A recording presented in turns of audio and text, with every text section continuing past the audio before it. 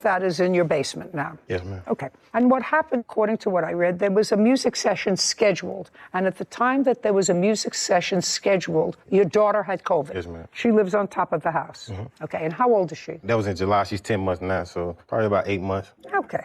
And she's cared for by both you and your wife. Is that correct? Yes, ma'am. And I gather, Mr. David, that when you found out that there was COVID in the house, you didn't want to go into the basement. Correct. And that was sometime in June. Correct. Okay, can you tell me about that conversation? Well, he told me that she had COVID, and then he said that his fiance may possibly have it, and he may possibly have it. He even took off work, and I filled in for him at work for 3 days because he may have had COVID or not, and he said he wasn't Well, he feeling wasn't. He didn't want to go in and risk it. Correct. So I told him I do not want to continue with this interview. He said he would continue on. You mean the interview that was supposed to take place in the basement? Correct. How much after, Mr. David, did you find out that the infant had COVID and that Mr. Borum and his wife were both exposed? Was the video podcast supposed to be made in the basement? 2-3 days. Is that correct, Mr. Borum? From anywhere between 2 to 5 days, ma'am. And when Mr. David told you he didn't feel comfortable coming into the house, what did you say to him? I said, okay, I would have someone else fill in his position because I understood why he didn't want to come over. Okay, and did you have someone fill in his position? Yes, ma'am. And then what happened, Mr. Borum? The episode got done and it wasn't up to par with Joseph's standards. So that's when the argument begun. Okay, and the argument was what? The argument was the guy didn't do it right, so it was a lot of bickering. So I told Joe, I just do the editing myself. And he took that as I was cutting him out. Okay, so he was supposed to do the editing. Yes, ma'am. Okay, and why did you say, I'll do the editing myself? Because he was yelling at me and I told him... What was he yelling at you? Because he said that the product wasn't up to par. He said... Just a second, Mr. Borum, this is your business. Right. Will you tell me, did you think the product was up to par? I did, but I thought it was up to par, but I took his recommendation because I brought him in for production. So I was like, okay, if you don't feel like it's up to par, let's figure it out. But then we kept going back and forth. So at that moment, I was like, you know what? I'll just do it myself so we can stop the confrontation because you didn't want to tell the guy what he did wrong. So then that's when the argument started, and he thought that I was kicking him out, which I never told him he couldn't come over, never told him he couldn't be a part of anything. I just told him I wasn't going back and forth because that's why I brought you in for that. May I see the credit card statement from the purchase of this equipment? And Mr. Borum, I want to see where you took out $2,200 from in cash. I want to see where you took. You said you paid him half. $2,200. I didn't pay half. Well, what'd you pay? I never stated that. Just shh. If you're partners, that's what you have to pay. How much did you give him? I gave him money here and now, like all the... That doesn't help. That doesn't help me, sir. That doesn't help me. It's a bank statement. I didn't think I had to keep a record if we was best friends for 15 years. That's just... I can't help you, sir. I can't help you if you say you paid a little bit here and there. I can't help you with that. Never gave me a dime. So when you state that if you're a friend, you're doing this to help me out as a gift for what I got going on, and then you try to bring it and take it back from me. Mr. Borum, how many podcasts have you made since June? Since June? Yeah. I believe we on episode 15, 16, something like that. 15, 16. Successfully. Yes, ma'am. And you intend to do this for profit? Yes, ma'am. Have you so far seen any profit? Not as now, because you gotta build up. Just a second. So not as of yet. Yes, ma'am. Do you work? Yes, ma'am. Does your wife work? Yes, ma'am. Okay, so you have 2 incomes in the house. Right. And this is a side job for you. You have to buy your own equipment because he's coming to get his equipment. That's going to be the court's order. So if it's his equipment. It's his equipment. The equipment that he gifted it to me. That's what he told me he was doing because we was friends. And he appreciated what I was doing. This is why we're here. Right. And now I heard you, and I heard him, and now I'm ruling. I am making an order that he, within 5 days of today, with a marshal or a sheriff, will come and pick up his equipment. So he's giving him my equipment back. I'm giving him his equipment back. But he never used it, though. I don't care whether he used it or not. It was a failed business venture where you both expect... It's not a business venture. This is not a tea dance. He's getting back his equipment. You and your wife have a side business going. Go buy equipment. Do you understand? 5 days, wait outside. You'll get a copy of my order. You can go get your equipment. Thank you very much. This court is adjourned. A 15-year friendship, obviously it don't matter. You know what I'm saying? Eventually, you see the real person in somebody. That's all I can say. You could be friends with somebody 100 years, and they gonna change. I mean, I thought I had a good friend for a while, but really... Man, the show gonna go on, man. Y'all know, make sure y'all watch, tune in. I was just tolerating a really bad person. I've had understandings with my friends, similar to what the plaintiff and defendant has. One of my friends will stay in my apartment from time to time for a few nights, and I always make sure, because you never want a holdover tenant or a friend staying longer than you had anticipated, and I'll text and I'll say, okay, you're good to stay there Thursday and Friday night. Let me know if there's any problems, but you got to be gone by 9 a.m. on Saturday. Just to memorialize the understanding that I think I have, even with friends. It's just always smart to have some sort of record of a business, an understanding, a trade-off. I just think that it's good practice, to, even if it's just a text, something to memorialize what you believe the understanding to be. I agree with you. Yeah. And that would make my job easy. But would eliminate this TV program. Potentially. Potentially. Title: Judy Justice. Want justice? Go to judyjustice.tv.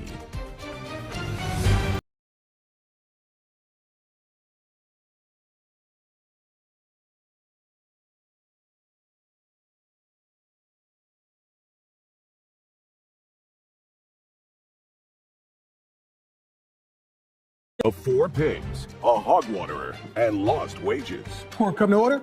All rise. Judge Judy enters. Have a seat, please. Kevin approaches. Hello, Judge. Case 2181, Moore versus Foreman. Thank you. You're welcome.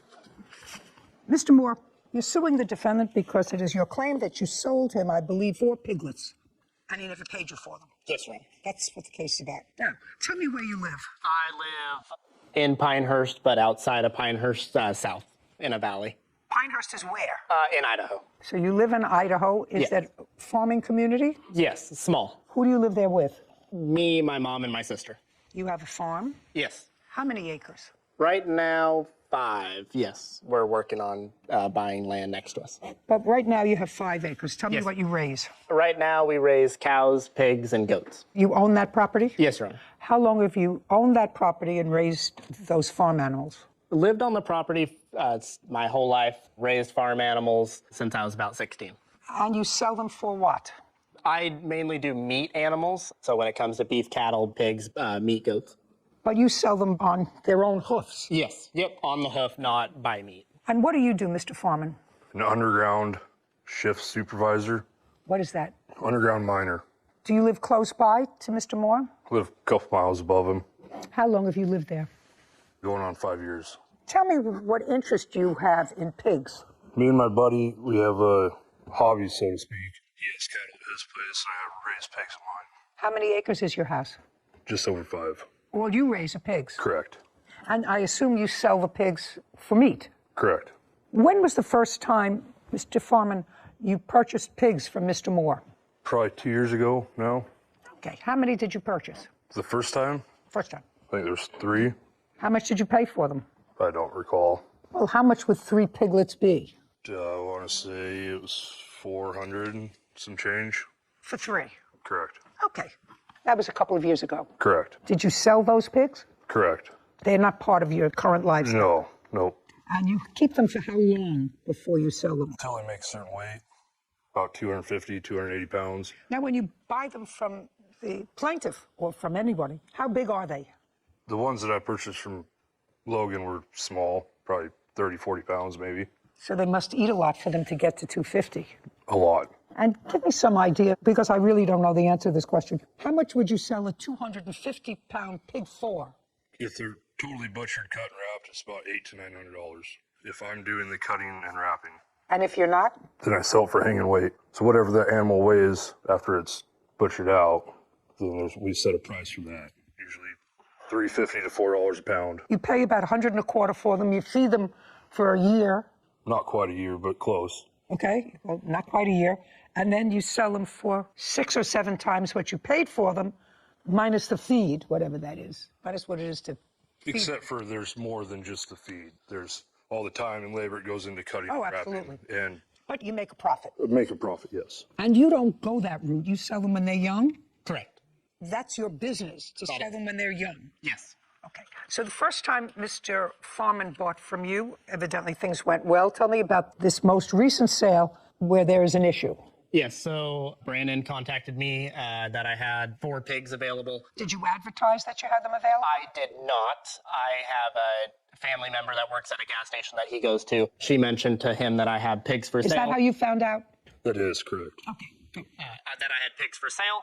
And then he got my number from her. He contacted me, said that he is interested in my pigs. We set up a time for him to come meet and look at the pigs. What date? It was July 28th, 2022. Okay. And then he came and looked at the pigs then, and he liked them. How old were they? They were 2.5 months, which would be right around 40 to 45 pounds. And you had 4 of them. 4, correct. Is that how many there were in the litter or however? No, those were just the ones I had left. There were 9 in that litter. So you had already sold 5? Yes. And 4 left? Yes. Is that the time you usually buy them, Mr. Farman, when they're 2.5 months old? No, How old are they when you usually buy them? it depends. Depends on what. Price, money, Okay. where they're at. Well, so give me a range. What? So these ones were relatively close. I didn't have to travel far. At the time, they seemed like a pretty decent price deal. And what did he sell them to you for? Caption. Coming up. You want to take the pigs. You didn't have any money at the moment. And what was the deal that you came up with? That I would pay him for them when I was able to. Nah, that I don't believe. That I don't believe. is the truth. Then he's foolish because when are you able to?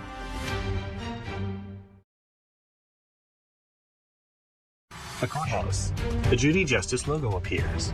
In the courtroom, Logan and Brandon. Logan Moore claims his family friend, Brandon Foreman, owes for the cost of 4 pigs. Brandon says Logan sold him pigs that were sick. Okay. What did he sell them to you for? I believe for the 4 pigs in the water, it was $7.20. 25, 4 pigs, and there was a water little machine that you also. No, it was just a plastic tote with nipples on it for the pigs to drink water out of. Okay. There's no machine, no nothing to it. So for $725, you got the 4 pigs and this machine. It's whatever. not a barrel. Whatever, a waterer, a hog waterer. Correct. Right. Anybody have a picture of that to show me? I do not know. I'll have to use Judge, my I might. imagination based upon Mr. Farman's.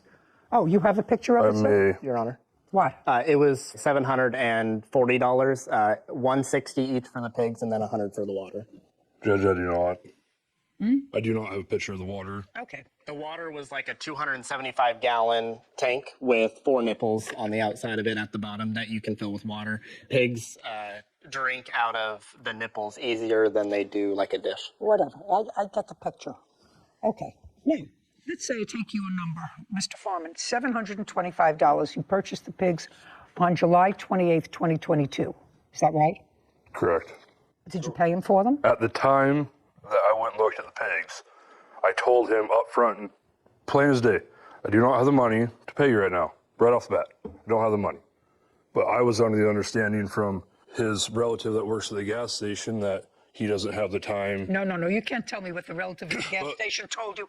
You went to see the pigs. I went to see the pigs. You went to see the pigs, Mr. Farman, and you told me a moment ago, I said, how much were the pigs? And she's going to read back exactly what you said. You asked him, did you pay for them? And he said, at the time I went and looked at the pigs, I told him up front, plain as day, I do not have the money to pay you right now. Before that, there was something about $725. How much were they? And he said the whole thing. The 4 pigs and a watering was $725. $720 for the pigs and the water machine. $720. $720. Oh, that's what you said. You said they were $720. That was the discussion when you went and looked at Correct. the pigs. Okay, and you said, I don't have money right now. Correct. And? So then we came up with a deal that Look at me, don't look down. So you came up with a deal. You wanted to take the pigs and the watering thing. You wanted to take the pigs. You didn't have any money at the moment. And what was the deal that you came up with? I would pay him for him when I was able to. Nah. That I don't believe. That I don't believe. is the truth. Yeah. Then he's foolish because when are you able to? When I was able to. What does that mean? That means you determine whether or not when and if you're going to pay for these things that you took? It depended on when I was able to have the money available. That was in July. Correct. You work in a mine. Correct. You work for a company. Correct. How long do you work for them? 3 years. You get paid annually or by the hour? Annually. And what's your pay annually? 90,000, give or take. Give or take a what? I get bonuses. Okay. You're going to get in the month of January at $10.99. How much did you earn last year with bonuses? I don't know. I haven't received my bonus yet. Oh, you haven't received it yet. Okay, so it's $90,000 base pay. Who else do you support? My wife and 5 children. What does your wife do? stay-at-home mom. When was the last time you sold any pigs? That's been a while. How long? Month and year? It's been probably 6 months, 6, 7 months. Okay. How many did you sell? At the time, the last 6 or 7 in the last 6 months. How many did you sell? 1 or 2. Well, I want you to think carefully. If you're on a salary and you have a wife and 5 children, that it's important if you make between $800 and $900 for each pig that you have. I want to know if it's 1 or 2. It was 2. And let's say I'm not going to take the higher figure, I'll take the lower figure. That's $1,600. You said between $800 and $900 each. That's $1,600 plus your income from your job. Unfortunately, that $800 to $900 that I get for a pig, that doesn't all go to me. I split that equally with the person that I cut with, the one that raises the cattle that I spoke about. I don't understand, sir. I have the shop. I have the space, the shop, the meat cooler, the room at my house to hang and cut animals. He comes up and he helps. We split it equally, right down the middle. So the $800 or $900, I don't get that. Just a second. He raises cattle. Correct. And you split his cattle with him, and you have pigs, and he splits the pigs with you. No. I let him use the shop and my meat cooler. The cattle's his deal, but he comes up and helps me cut and wrap the pig. Oh, then he doesn't get half. That's baloney. That's baloney. If you raise them, you feed him, you pay for him. If he wraps them, you're not giving him half. In any event, in any event, you have a job. You have a $90,000 plus job. You made a commitment of $720 to the plaintiff to pay for his pigs, and you paid nothing. The pigs died. Just a second. I read that here. Tell me when the pigs died. Tell me the month and day the pigs died, that you communicated with him. This pig died, that pig died, this pig died. I didn't communicate with him about when the pig died or when Did you communicate with him at all? I'm sorry, when he asked you for the money. Yes, I'm sorry. I was. Okay, when he said, where's my money? That was in what month? I know when, July 28th is when you picked them up. In what month did he communicate and say to you, I want my pigs? Or I want the money? Tell me. August. August what? One was August 16th, one was August 17th.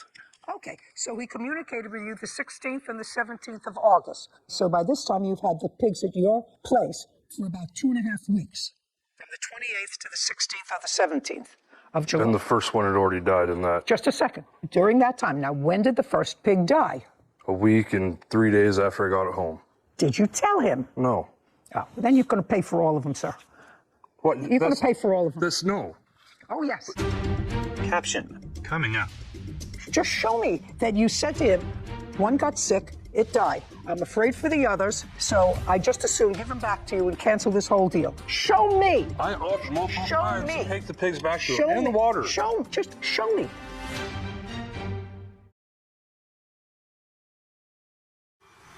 The courthouse. The Judy Justice logo appears. In the courtroom, Logan and Brandon. Logan Moore has accused his family friend, Brandon Foreman, of refusing to pay for the pigs he purchased. Brandon claims Logan sold him sick pigs and only one survived. Go ahead. So if you went to the grocery store and you bought a bag of apples and the apples are rotten in the middle, but the outside looks fine, you would still pay for those and just be content with them? I'm going to give you the different example, sir, not apples. I'm going to give you an example with puppies, which I have here all the time. Your pigs were not sold to you with any health guarantee. Let's start there.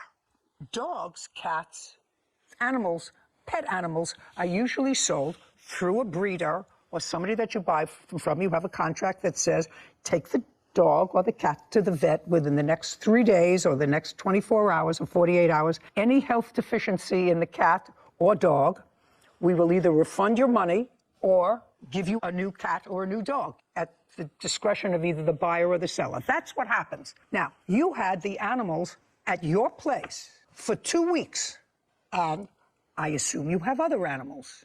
Just assume you have other animals. I had other pigs at the time. Just assume you have other animals, and I also assume that you have no vet report. I do. I'd like to see it. Brandon hands a document to Kevin, who brings it to Judy. She reviews it. This isn't a vet report. It's the bill. I don't care about a bill. I want a report. I don't have a report. I have a bill. Then, sir, you're going to pay him his $720. You're going to pay him $720. I don't care what the bill was. How does he know? How do I know what the pig picked up, the one that died, at your place over the course of a week and a half? What you said to me was you took the pigs and said, I'll pay him when I can. Now they're yours. So I had other pigs at the time, full-grown pigs, that were ready to go. So then I brought these other piglets home. And then the one started getting sick, so then I had to separate the pigs. So then I had to spend all this time and money giving them shots, trying to keep them healthy. And then I had to build a whole separate pen to contain them because I don't want to get the full-grown pigs getting whatever disease or whatever they had. Did you ever call the plaintiff when the first pig got sick and said, listen, this pig is sick, and I'm not sure about the other piglets that are here, and that's in the first 2 weeks. I'd like to return them to you.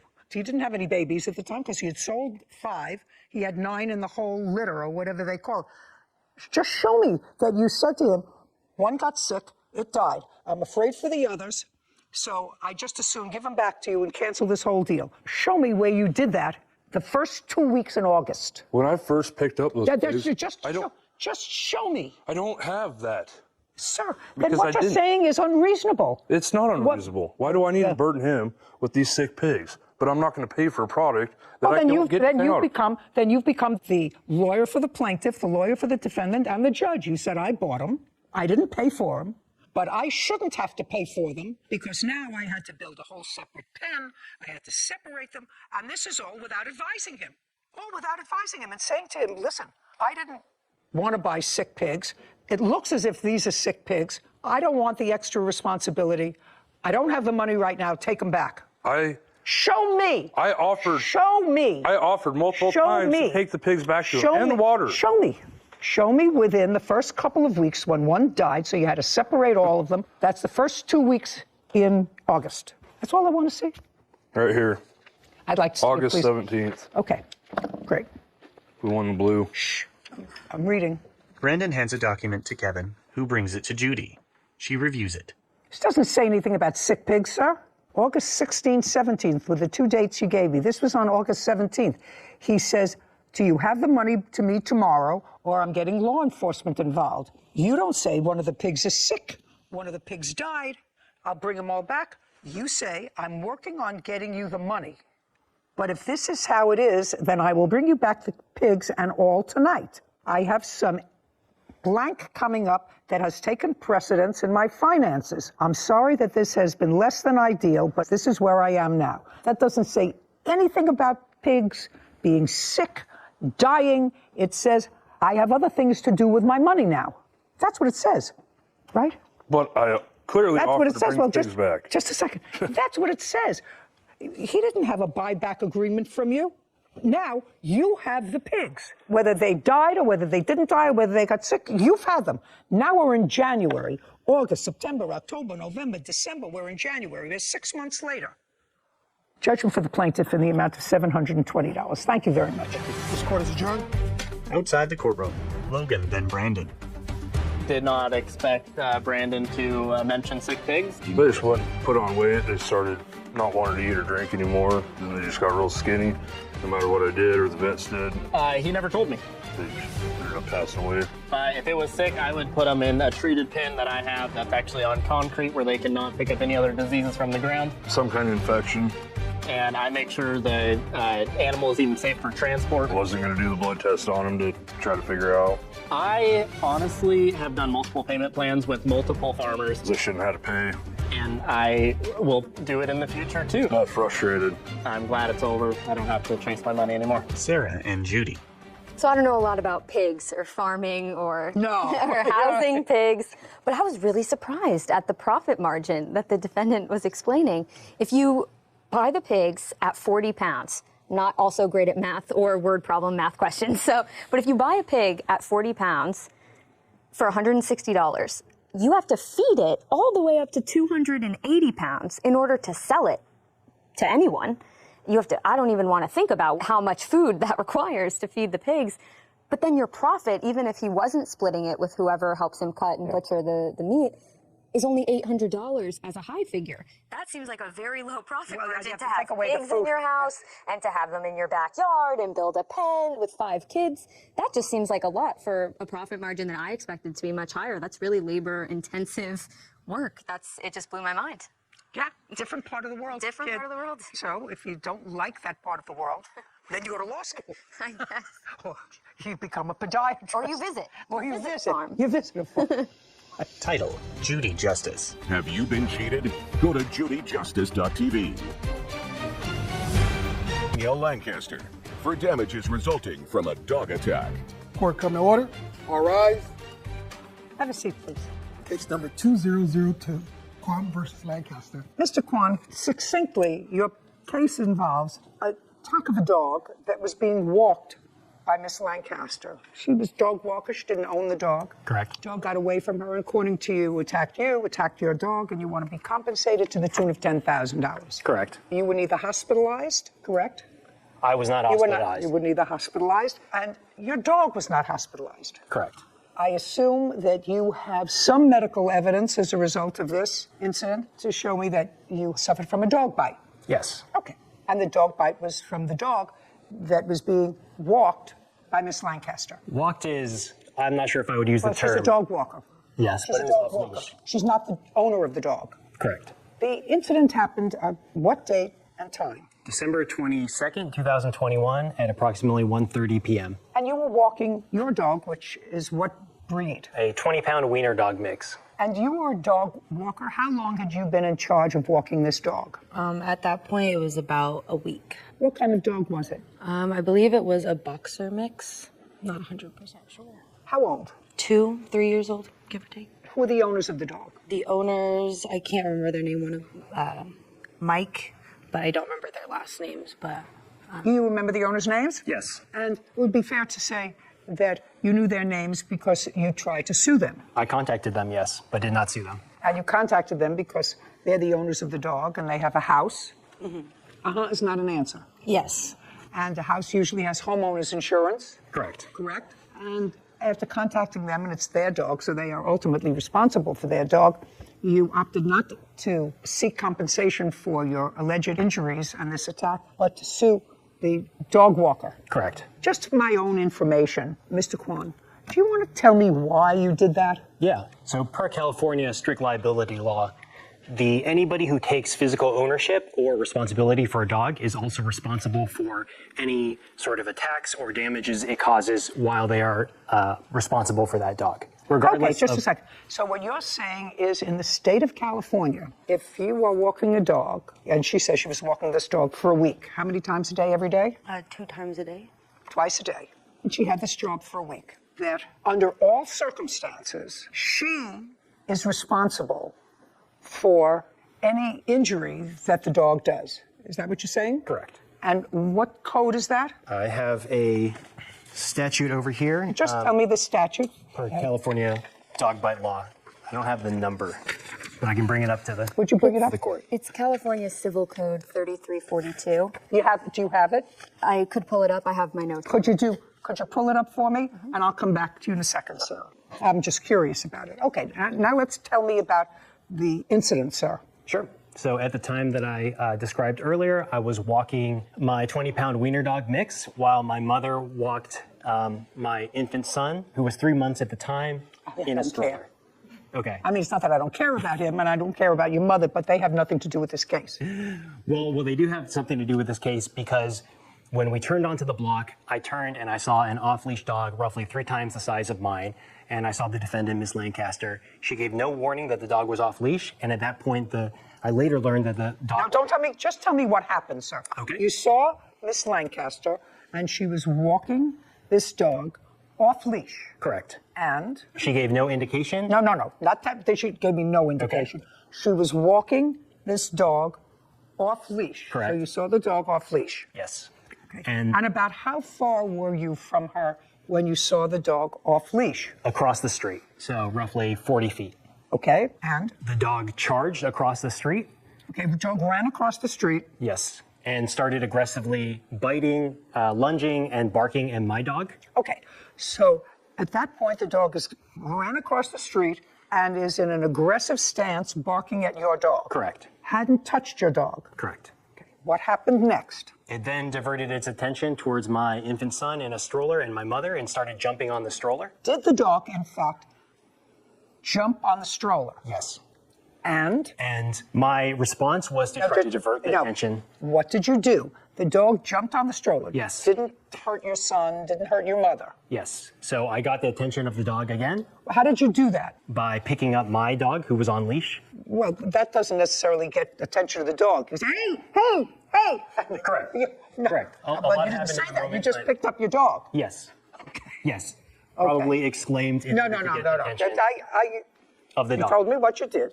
You picked up your dog and started running across the street. Started running across the street in the direction of where the dog had come from? Correct. And at that time, the dog was on the other side of the street. Yes. So let me understand this. You pick up your dog. Your mother is standing behind you in the stroller with your son. You leave your mother, your son on one side of the street, and you grab your wiener dog mix and run across the street. Correct. This was after I got the attention of the dog, by the way. Okay. So now you got the attention of the dog. Yes. Ran across the street, so you were trying to divert the dog's attention, and Yes. the dog followed you. Yes, it chased me. Good. And you were running in her direction? No. The Miss Lancaster had crossed the street at that point to where we were originally walking. She was on your side of the street. You were going back to where you had initially seen her. Correct. Okay, so she had followed her dog across the street. Yes. Was she saying anything? We made repeated pleas to ask for her to control the No. situation. She ran across the street because all this happened within seconds. Yes. She ran across the street. Was she saying anything? She was yelling, "I'm so sorry, and I can't do anything." Okay, is that what you were yelling? I think I was yelling, "I'm so sorry, I don't know what to do," because I was in an extreme state of panic. I was probably having a panic Okay, attack. I'm so sorry, I don't know what to do. Okay. And after I ran across the street, when the dog chased me, I fell down. The dog ended up biting me on my left arm. Okay. And I'd like to see whatever medical report you have from the bite on your left arm. So the doctor said that. Now, don't tell me what the doctor said. I haven't. Can I see? I have a picture. May I see Absolutely. a medical report? Did you understand my words?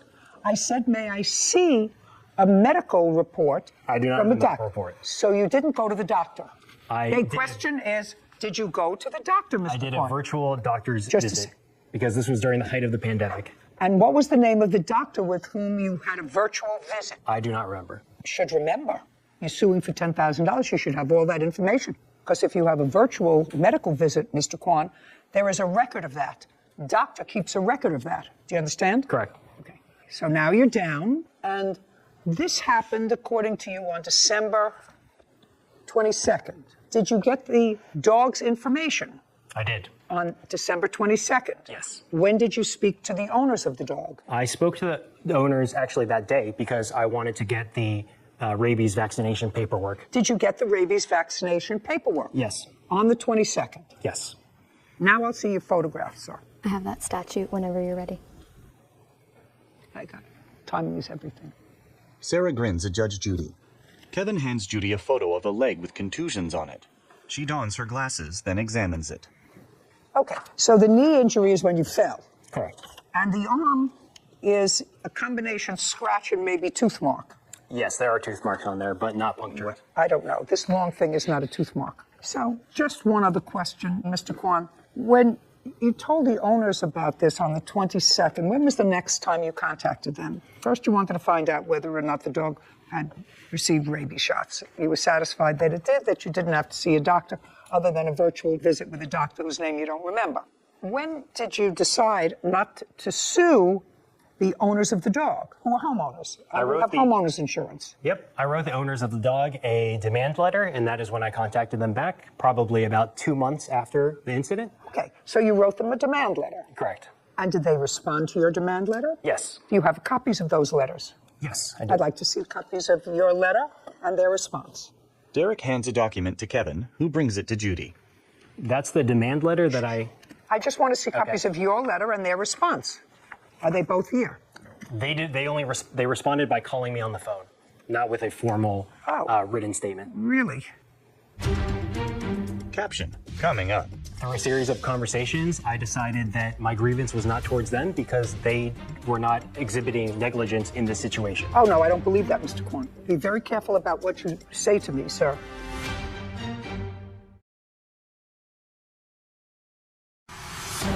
A courthouse. The Judy Justice logo appears. In the courtroom, Derek and Danielle. Derek Kwan claims dog walker Danielle Lancaster owes for injuries resulting from a dog attack. When you say the dog's a pit bull, the dog was a pit bull? I believe so. Dog a pit bull? I asked after the incident. I did ask as well if it was a pit bull. They said no, it's a boxer mix. You have a video of the incident. You have a video. Somebody has a video. Yeah. Correct. Someone's ring camera. Okay. I'm going to allow you to tell me what the owner said in the conversation that they had with you. I'm not accepting it for the truth of the statement, only that you had a conversation with them, which is why you brought this action against Miss Lancaster today. Correct. So they decided, we're not going to put this in writing, we're going to call Mr. Kwan. Correct. And what did they tell you? They were very amicable about the situation, and we're trying to solve the situation to make me whole. Being amicable is subjective. I want you to tell me what you said to them and what they said to you. What they said to me was that they would look into their homeowner's insurance policy in order to compensate me. Through a series of conversations, I decided that my grievance was not towards them because they were not exhibiting negligence in this situation. Oh, no, I don't believe that, Mr. Kwan. Be very careful about what you say to me, sir. As between homeowners who have insurance and this young woman who has to walk dogs for a living, if I was somebody interested in $17,000, I wouldn't sue her. I would sue somebody who had, Kathy Bates said in one of my favorite movies, I'm older and I have more insurance. So that answer that you just gave me was a whole lot of, who shot John? The reason you decided not to proceed against the dog's owners is what? The reason why I proceeded not to go against the dog's owners is because I have because some things are more important than money.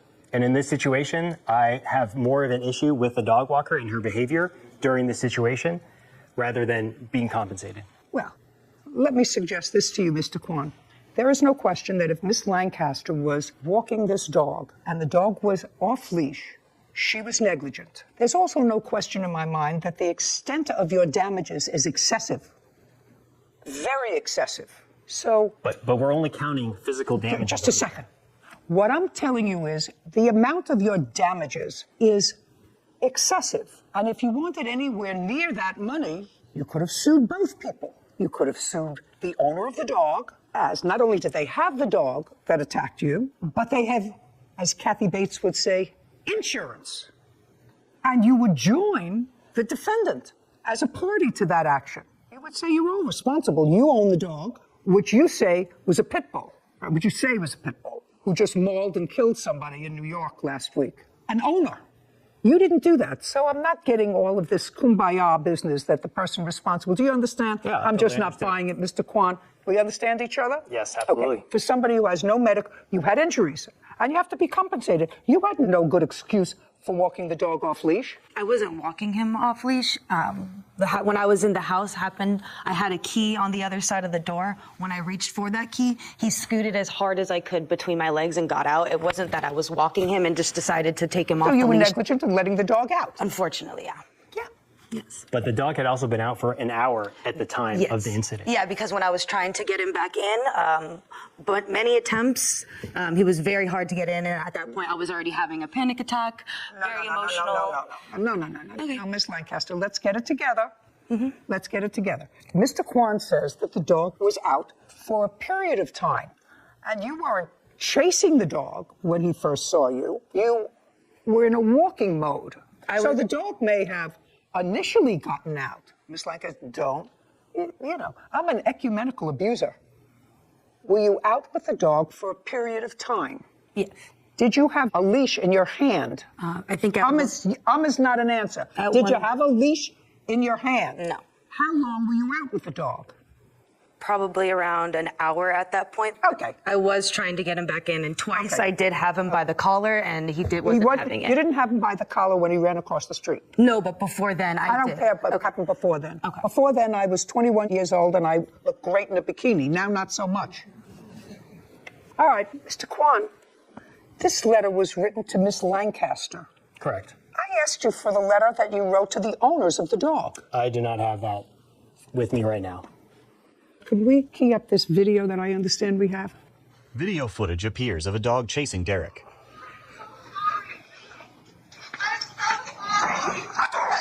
The dog attacks him. He falls.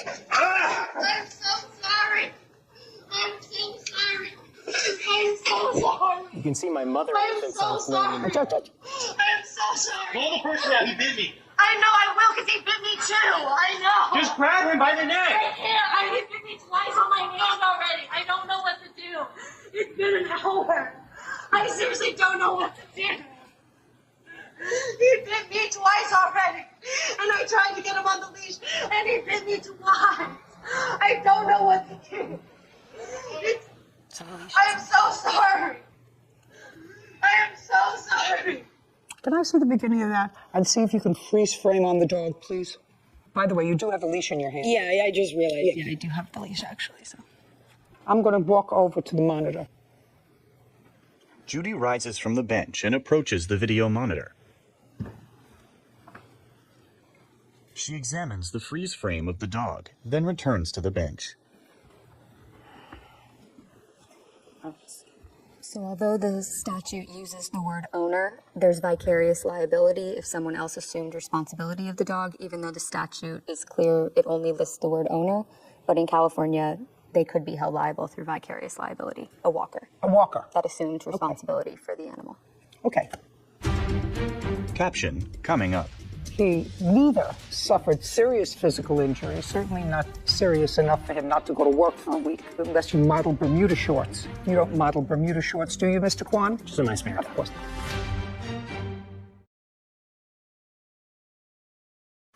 A courthouse. The Judy Justice logo appears. In the courtroom, Derek and Danielle. Derek Kwan says dog walker Danielle Lancaster owes for damages after he was attacked by the dog Danielle was walking. So, Miss Lancaster, it does appear to me that you were sort of overwhelmed by this dog. Yes. But very much. Bottom line is that Mr. Kwan was injured and frightened, not seriously injured, but seriously enough that if it were me, I would be furious as a result of your negligence. And he neither suffered serious physical injury, certainly not serious enough for him not to go to work for a week. I don't know what kind of work you do, but not serious enough unless you, unless you model Bermuda shorts. You don't model Bermuda shorts, do you, Mr. Kwan? Just in my spare time. Of course not. And you had no medical bills because you didn't see a doctor. But you were attacked. And I actually don't know why you didn't sue the owners of this dog, which looks scarcely like any boxer I've ever seen. And it is possible in California that certain dogs are not insurable. I don't know the answer to that question. It will not insure you in a homeowner's policy if you have a certain kind of dog. Are you familiar with that, sir? Yes. What are you familiar with? You're very familiar with statutes. So what is the law in California with regard to insurance? Can you be denied insurance or have to pay an excess premium if you have a dog that is either a pit bull or a pit bull mix? I believe so. You believe so. And would it be a fair statement, sir, that their homeowners either covered their dog or didn't? They were looking into it, and they had renter's insurance that I believe covered it. That you believe covered it? Oh, very foolish of you not to go against them. Okay. If you accept responsibility for a dog, you're supposed to be smart enough to look at a dog and say, you know what, why would you ask what kind of dog this is? Now, you let the dog out, and the dog was out with you for an hour. Yes, yeah. And during that time, you were walking around the neighborhood, and you had sufficient opportunity. You were walking around the neighborhood. I wouldn't say walking. I was were you doing? Clearly trying to get the dog back in, and twice I did have him by the collar, and that's what I said in the video. I had him by the collar, and then both times he turned to nip at me on my wrist, so which is why I let go, because I didn't want to get bit. I know, you said it. So I was trying to have him follow me, which is what the owners told me to do. I had treats in my hand. the owners? Yes, I did call the. You called the owners and you told the owners what was going on. Yes, I did. They knew what was going on. I would have sued the owners. Mr. Kwan, I would have absolutely sued the owners unless they didn't have insurance that covered the dog, which is a problem for them if they had renter's insurance. In any event, Miss Lancaster, you assumed responsibility of this dog, and based upon your own negligence, your negligence, forget about the dog's breed, forget about these other people. As a result of your negligence, he was injured, and you have to compensate him for that. Judgment for the plaintiff in the amount of $5,000. We're finished. Court is adjourned.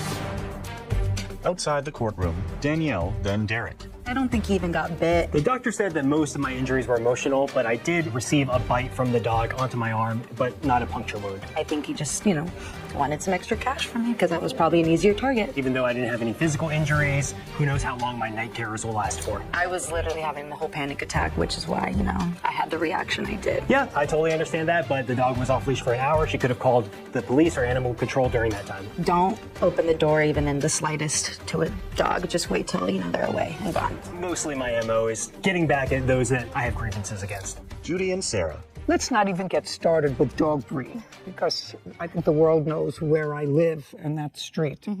And 10 days ago, a woman who was watching a pit bull for one of her children, 64-year-old woman, her husband came home from work and found the dog eating her in the backyard. Sadly, she died. And there are certain breeds that are more dangerous than others. People have to recognize that. And if you choose to get a dog that is potentially more dangerous, Sarah, and I know that there are pit bull lovers out there and say, mine is the sweetest, mine is the loveliest, but then you have to accept responsibility if there's an issue. And clearly this dog was an issue because I believe this young woman. Didn't you believe her? I believed her, and I think that dog walkers should also be cautious of what animals they're choosing to walk, because she could be held vicariously liable. So you might want to stick to 5-pound chihuahuas from now on, maybe. Right. I mean, she was visibly very Stressed. upset. Visibly, and she said on the video, he bit me twice on the hand because she tried to get a hold of him. But she was still out with the dog for an hour. But he was, in fact, injured. And whether he went to the hospital or not, that's pretty traumatic. Yeah, I don't think you can level it down to actual damages from a bill, but there's some component of punitive damages as well for the pain and suffering and trauma from an event like that. That's true. But forget falling down and being attacked by a dog. Our family would feel as if, you've got a splinter in your hand as a result of somebody's negligence, or a nail that went into your foot as a result of somebody being careless. Is very frightening. Anyway, people have to use their noodle, and your noodle is up here. Want justice? Go to judyjustice.tv. Credits. Are suing their former son-in-law, Dalton McDonald, for unpaid loans. Court come to order. All rise. Judge Judy. Have a seat, please. Kevin approaches. Hello, Judge. Case 2082, Smoody versus McDonald. Thank you. You're welcome. Mr. and Mrs. Smoody, the defendant used to be married to your daughter. Yes, Your Honor. And according to what I've read, they were married for about 5 years. Yes. The thrust of your claim is that he owes for a couple of things, for rent and the balance of a truck. That's your lawsuit against him. I'd like to know, do you know the date of their marriage? 3/16/2011. And your ex-wife's first name? Jacqueline. And when did you and your former wife separate? In 2020. And you had 2 children. How old are they now? They are 5 and 8. And who has custody of the children? Dalton has physical, and they have joint custody. Just a second. So he has custody of the 2 younger children? Yes. That's a yes. How long have you had custody of the 2 children? Since July of last year. At some point during the marriage, there was a truck purchased. Yes. Who purchased the truck? Dalton purchased the truck. I co-signed for it. And when was it purchased? Month and year? June of 2017. Was that the only car that they had? Yes. So that was a family car? Yes. And in 2017, was your daughter working? Yes. So both parents worked. And both parents, I assume, pooled their money. And I assume made car payments. Yes, Your Honor. Is that correct? Both. And then they separated in 2020, and at that time the children came to live with you. Correct. And you took the truck. Yes. By agreement with your now ex-wife. Yes. In 2020, who made the car payments? My husband did. Is that correct? Yes. I made all of the car payments on that vehicle. All of them, from the time it was purchased until we paid it off. Okay, so what you're telling me is from 2017, you made all the car payments. That's correct. Did your daughter and son-in-law make any of those payments? Not directly, but they paid toward the balance of the money that they were. You paid for the truck. That's correct. Since 2017, since they correct. were married. Yes. With no reimbursement. I took payments out of My daughter checked. Just be very, very careful with me, sir. I want you to be very careful with me. I read that, what we call in Yiddish, babamaisis in here, that you took money out of your daughter's check. Babamaisis, it means grandma's tale. It means it's not true. It means it doesn't sound right to me. I read it in here. Don't try to repeat it here because that won't be good for you. Okay, I'm going to believe you if you show me copies of her checks that you made to her with withdrawals from money she owed you. That's all I want to see. Do you have that? I do not. No, of course not. Now, he has the truck, and this was clearly either a gift or a marital debt. Either one of those two things. It's either a gift or a marital debt. It was a family car that was used by your daughter, her husband, the grandchildren, with, according to you, no reimbursement, according to you, except this ridiculous reimbursement from your daughter's check, which I don't believe, so I'm not even going into it, with no reimbursement 2017, 2018, 2019, 2020. And when your daughter and the defendant separated in 2020, according to him and according to you, he took the truck and the children. And that was with her consent or not? Yes, it was. With her consent. Is that so far right? That's what you're telling me. It's accurate. Right. Did you intervene in the divorce proceeding and say that there is money owed, marital debt owed, and part of the marital debt is this loan on the truck? No. No. The answer is no, you did not. It would also be fair to say that you don't know how much, according to you, she paid for the truck. I do, Your Honor. I have Well- that ledger that I have. I would go to her each week and say, Jacqueline, how much can I take toward the loan? And that's how much I would take off each week. All you have to do, sir, is show me. Otherwise, this is a whole bunch of nonsense. Yeah. It's a marital debt. You did not intervene in the divorce proceedings and say, listen, this is a debt that's still outstanding, whatever it is, $2,000, $3,000, $4,000. You didn't do that. Now, the only thing that you can say to me with regard to this truck business is if you had an agreement with the defendant in 2017 to pay the truck. And be very careful, because what you've told me is he didn't make any payments to you from 2017 ever. He made some payment. Just a second. Interesting.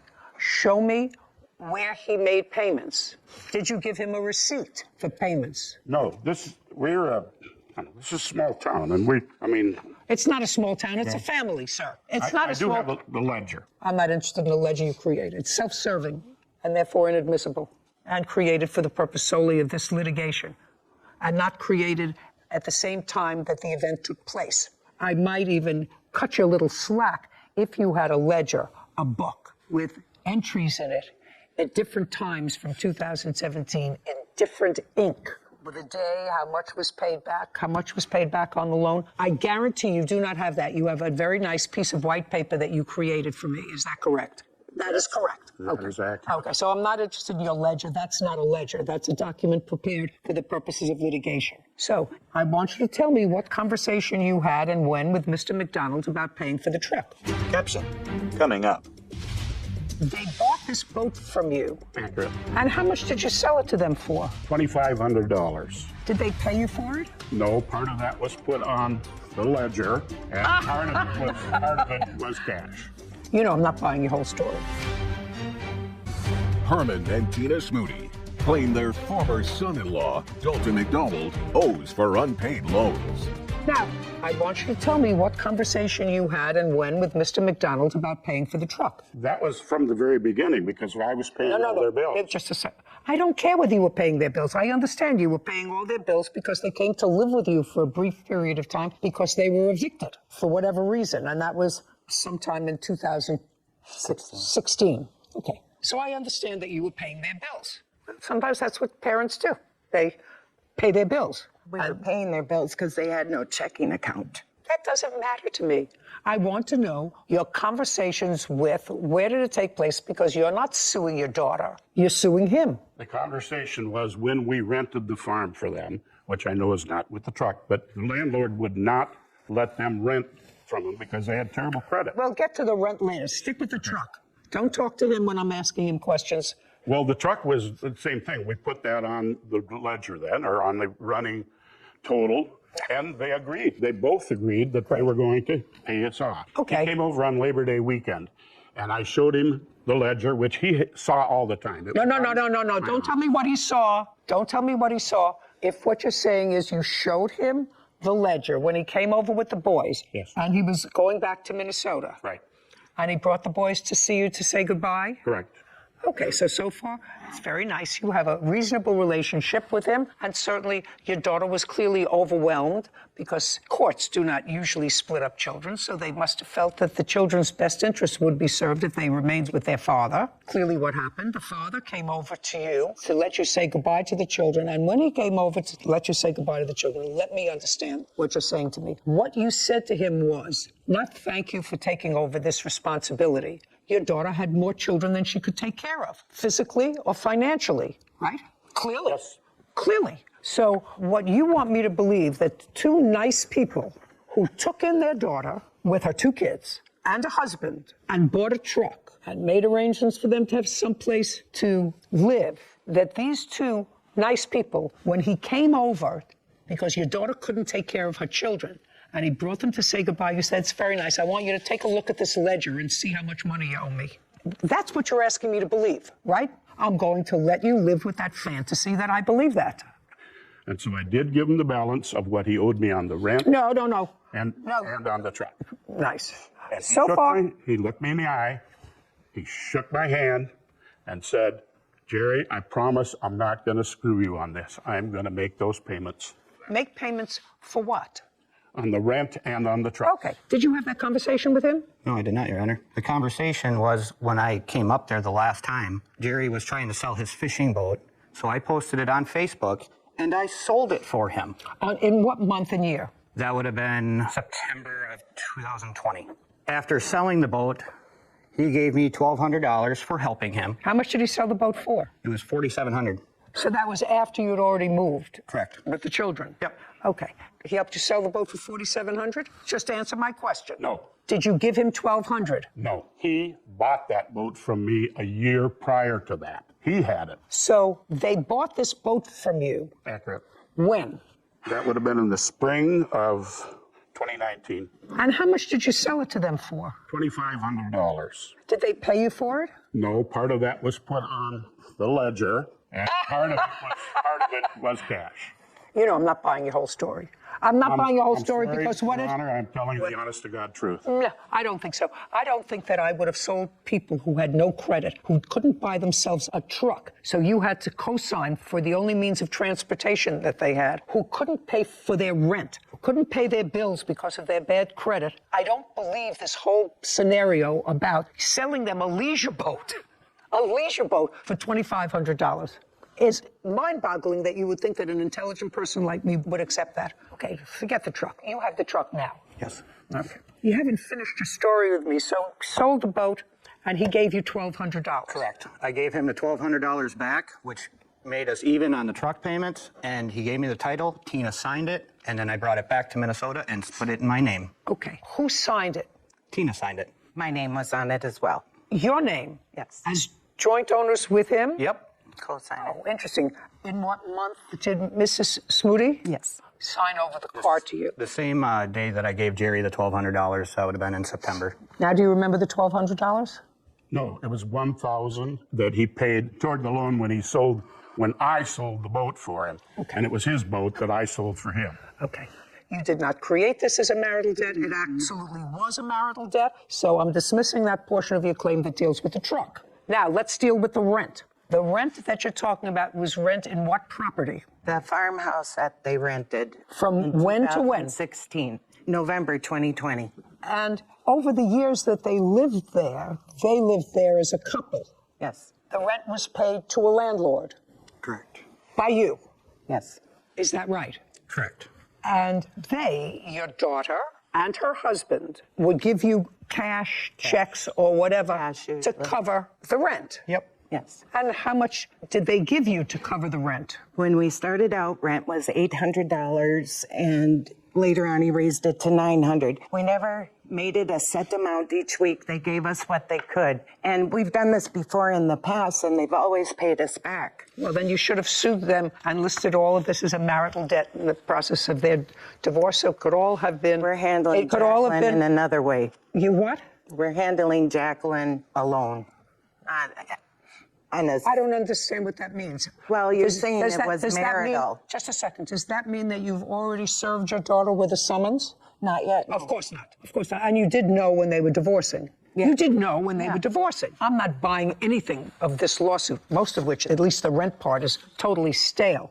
I'm just curious, Mr. and Mrs. Smoody, somebody wants to answer this question for me. Mr. McDonald has custody of your two young grandsons, who I assume that you were close to because they lived with you in your house. And you seem like live with us. The two boys came back to live with us. And when to when? December of 2021 until July of 2022. 6 months we had them. Just a second, 2022. Was there a court proceeding? No. But then in July, they went back with their father. That's accurate. And they've been with their father since? Yes.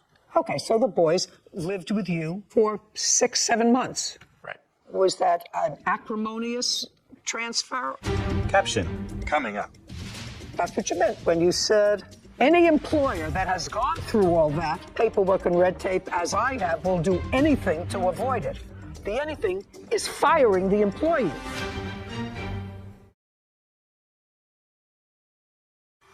A courthouse. The Judy Justice logo appears. In the courtroom, Herman, Tina, and Dalton. Herman and Tina Smoody are accusing their former son-in-law, Dalton McDonald, of refusing to pay back loans. Was that an acrimonious transfer, or was it something that you both... What happened there was he called my husband to see if No, don't tell me what he said to your husband. Okay. I will tell you then. He called me in December and asked me if I would please take the two boys. I told him, I will take them, Dalton, if you start making regular payments. Oh, well, we're out of the money business now, sir. What you're saying is from 2017, when the children were in his custody, your daughter may have been there, but they were in joint custody, and then he maintained custody of the children, and during the time he maintained custody of the children, there was no question whatsoever that he was not paying you back money. He did not make any payments to you. Occasional here and there, we don't keep records. All of a sudden, now you have the boys with you. And then in July, he comes back and he takes the boys back. All I asked you was whether that was an acrimonious, which is an unpleasant, or a harmonious transfer of the children. Mr. Smoody, was it in July? In July, it was acrimonious because at that point, he'd gotten a restraining order against me. Against you? Against me while we had the children. Because I sent him a letter saying that I wanted payment, and he went and got a restraining order against me because they took that as a threat. I'd like to see the letter, please, Kevin. Herman hands a document to Kevin, who brings it to Judy. She reviews it. And this is what needs to happen moving forward. That's correct. You need to mail me $200 on the 1st of every month and $200 on the 15th, starting March 1st, 2022. If I do not get these payments on time, the following will happen, which is, you could say I'm going to sue you, right? I'm going to sue you, but that's not what you say. You say I will go to your boss and talk to them about garnishing your wages. Any employer that has gone through all the paperwork and red tape as I have will do anything to avoid it. So that's a threat. What you're saying is I'm going to call your boss and tell him that I'm going to sue you, and then your boss is going to have to go through all the red tape of what it means to have a garnish on your salary. You have to go through accounting, and they have to deduct it. And no boss wants to do that, which is in effect say, so either you pay me or your boss is going to fire you. That's what you meant when you said any employer that has gone through all that paperwork and red tape, as I have, will do anything to avoid it. The anything is firing the employee. The only thing that you can legally fire somebody. Just a second. Whether you can legally fire them or not, that's what you were threatening. That's what that said. So we got an order of protection against you. Correct. And? Then I didn't fight it because I didn't anticipate having any conversations or contact with him. When you wrote this letter, You had the boys. Yes. Right. Not before. No. Not before. And he had the boys for some time alone. 3 months. He had the boys for some time alone. Okay, let's go back to my original question, which was, when the boys went back to their father, was it acrimonious or harmonious? It was not good. Well, so tell me your version of what happened. The reason it was acrimonious is because he knew very well that once we got him, we put him on a strict schedule. 8 o'clock, brush your teeth, 8:15, pajamas, 8:30, bed. Where was your daughter living at this time? With us. Yeah, just to say, if you're going to interrupt him because you want to get it out, I'm sorry, that's not going to be good for you. She had a room at our house. Just a second. So your daughter was living with you. So what you're telling me was your daughter was in the wind someplace. Accurate. Okay. You know, you had her for a long time. He only had her for 5 years. And I can understand the sadness if your daughter is in the wind and not being responsible, sir. But that doesn't mean he has to shoulder all the burden. Right now, he's shouldering all the burden of supporting the 2 children, which I assume you're doing. They're living with you. And so are you working? Yes, I am. And he's working. Your daughter is not. She's working 2 jobs. She always has. If she's working 2 jobs, why was she in a room? She wasn't renting. She was living there free. Okay, so now let's get back to this acrimonious transfer by the children back in July. Dalton called me, or called the kids. Okay, so he called the children. After bedtime. Okay. Called my wife's phone 4 times. Ring, ring, ring, ring. And she wouldn't answer because kids were in bed. And then he called my phone twice. The second time, I have an old flip phone. I flipped it, walked in, because now I hear the boys are awake. I let him talk to the boys. And then I took the phone back and I said some naughty things to him and hung it up. What did you say naughty things to him for? Because I was very angry at him. Can I use some swear words that I used when I told him? No, I assume you used some terrible words. Yeah, but I just told him, don't call me anymore. Is there any reason that you've discussed with your wife why she didn't answer the phone? Because the boys were already in bed. He had done that before. You already told me that you heard the boys, so you took the phone into his room. After the phone calls, they woke up. Is what you're telling me that the first time that he tried to talk to the boys, that you or your wife didn't answer the phone? I think it probably happened once or twice prior, and then we told him, don't do it anymore. Okay, fine. And this time we were fed up. Fine. So that's when he said, I'm coming to take the boys. No. Well, when did he say he was coming to take the boys? Not until July.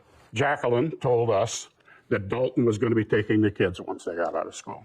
Okay, I'm going to take the pain out of this case, and I'm going to do it relatively quickly. I think, Mr. and Mrs. Moody, that this lawsuit was very ill-advised. The defendant doesn't owe you any money. He doesn't owe you any money because if there was money owed, it was a marital debt, and it should have been taken up at the time of the divorce, listed as a marital debt, and then it could have been fixed by the judge who approved the divorce how much and by whom is owed money. You chose not to do that. It was only after a very acrimonious set of circumstances, roughly 5.5 years later, after this truck was purchased, that you chose to exercise any prerogatives with regard to a debt, except this letter, which threatens to go to his boss to get him fired if you don't stop making payments, and that was only after the 2 children came to live with you and were sort of overwhelmed. You have to understand, Mr. McDonald, who I think probably is trying, he's got the 2 boys. It got very complicated, but it's not a lawsuit, and I would make nice with him. He's got 2 children that you probably want to have some connection with, and this lawsuit certainly doesn't help that. Well, anyway, for all the reasons that I've stated, your lawsuit's dismissed. We're finished. Thank you. This court is adjourned. Herman. He owes us that money. He admitted he owed us the money. I think the judge was absolutely correct. He promised he was going to pay us the money back. I don't owe Jerry any money. Kids are irresponsible, have no sense of honor, duty, respect, responsibility, nothing. Really should be a family thing, and maybe one day it can go back to it. This is a great case that explains why a lot of cases in civil court have a statute of limitations before you can bring a certain kind of case, because here it was hard for us to understand why they would not have requested that money back earlier. So when you ask for it now, years down the line where so much has happened, court's not so likely to feed into that because you don't know what the real motivation is behind it. I agree. I think it's really foolish of them, especially since their ex-son-in-law has total custody of these 2 little boys, for them not to maintain reasonable relationship with him. It was a good showing, though, that if you do give money to your daughter, son, and their significant other, and they do get divorced, you should follow that divorce proceeding. So if you do have a claim, legitimate debt or claim, then List it. that's the place where you should bring it. Absolutely. Title: Judy Justice. Are you having a family dispute? Go to judyjustice.tv. Former employee Trevor McCormick for breaking his lease, the cost of a phone, as well as a personal loan. Court come to order. All rise. Have a seat, everyone. Kevin approaches the bench. Case number 2031, Snyder Alice versus McCormick. Thank you. Welcome. Mr. Snyder, you own a farm, I do. and this is your girlfriend. Yes. How long has she been your girlfriend? 5 years tomorrow. You say that as if 5 years tomorrow. And? And I'm just saying, it's 5 years. 5 years tomorrow. Yeah. And the rest of our lives. Okay, good. You know that? No, he's learning. He's learning. Terrific. Okay, this is what I'm gathering from the bare bones of the story. Mr. McCormick was dating an employee of yours. Correct. What was that employee's name? Natasha. When were you dating the lovely Natasha? We weren't really dating. We were an acquaintance. Where was Natasha living? She was living, when we first met, she was living at a friend's house. And she was working for Adam as an employee at a restaurant. And when was that? Month and year? I'd say around September of last year. September 2021. Yes. And? And we decided to move out because Adam had Well, so you were living with Natasha at the friend's house? Yes. Where had you been living before? My mom's. So you went from mom's house to Natasha and a Yes. friend's house? Yes. Okay. And then where did you go? Then we moved into the trailer right next to Adam that he owned. Who had a discussion with Mr. Snyder about potentially renting the trailer so you would have a Natasha. place to live? And what kind of rent were you paying? I believe it was $800. And you moved into the trailer when? Around November. Of 2021. Yes. And you lived in the trailer till when? About March. March of 2022. Yes. In March, what happened? Me and Natasha weren't getting along. I just had enough. There was never a boyfriend-girlfriend relationship. No. She was just a friend. Did you know that? That is not true. So what did you do? I asked Adam if I could move into the ranch house. There was nobody living there at the time. Where were you living? I live at my home with Julie. Okay, and there's a ranch house on the farm. I have a ranch house on a separate piece of property. Close by to the farm? Yes, 3 miles. That was vacant. Correct. Okay, so you asked to rent it? Yes. Who was going to rent it? I was. Just you? Yes, just me. How much was the rent? It was $800. And this was in March. Yes. Prior to March of 2022, what kind of work were you doing? I was working at a factory. How long did you work there? About a month. What month? March. Prior to March, where were you working? On Adam's farm. From when to when? I'd say about December until March. Well, in December to March, you were living in the trailer. Yes. Okay. And you were living with the lovely Natasha. Correct. And Natasha, I assume, was contributing to the rent. Yes. And how much were you contributing to the rent? Is not an answer. How much were you contributing to the rent from December to March of Couple hundred. 2021? Couple hundred a month. That's not an answer. A couple of hundred a month. How much do you pay for rent? $316 a month and 24 cents. How much does it cost to have your garbage picked up? $59.12. Do you understand? Certain things Yes. change. What was your electric bill last year? I don't remember. What was your bill last month? I don't remember. $300, ma'am. You see? But I mean, a couple is two. Yes. Who did you pay that to? Natasha. Well, I can't tell whether you paid that to Natasha or not. Did you ever discuss rent with Mr. Snyder? No. Even in the trailer? Even in the trailer. So that was all done through Natasha? Correct. Okay.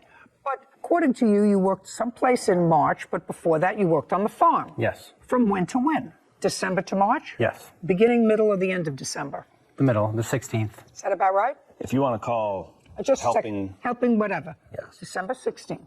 Okay. And from December 16th, you did whatever work it was on the farm until March? Yes. March what? Till I moved out. No, March what? Beginning, middle, and... 28th.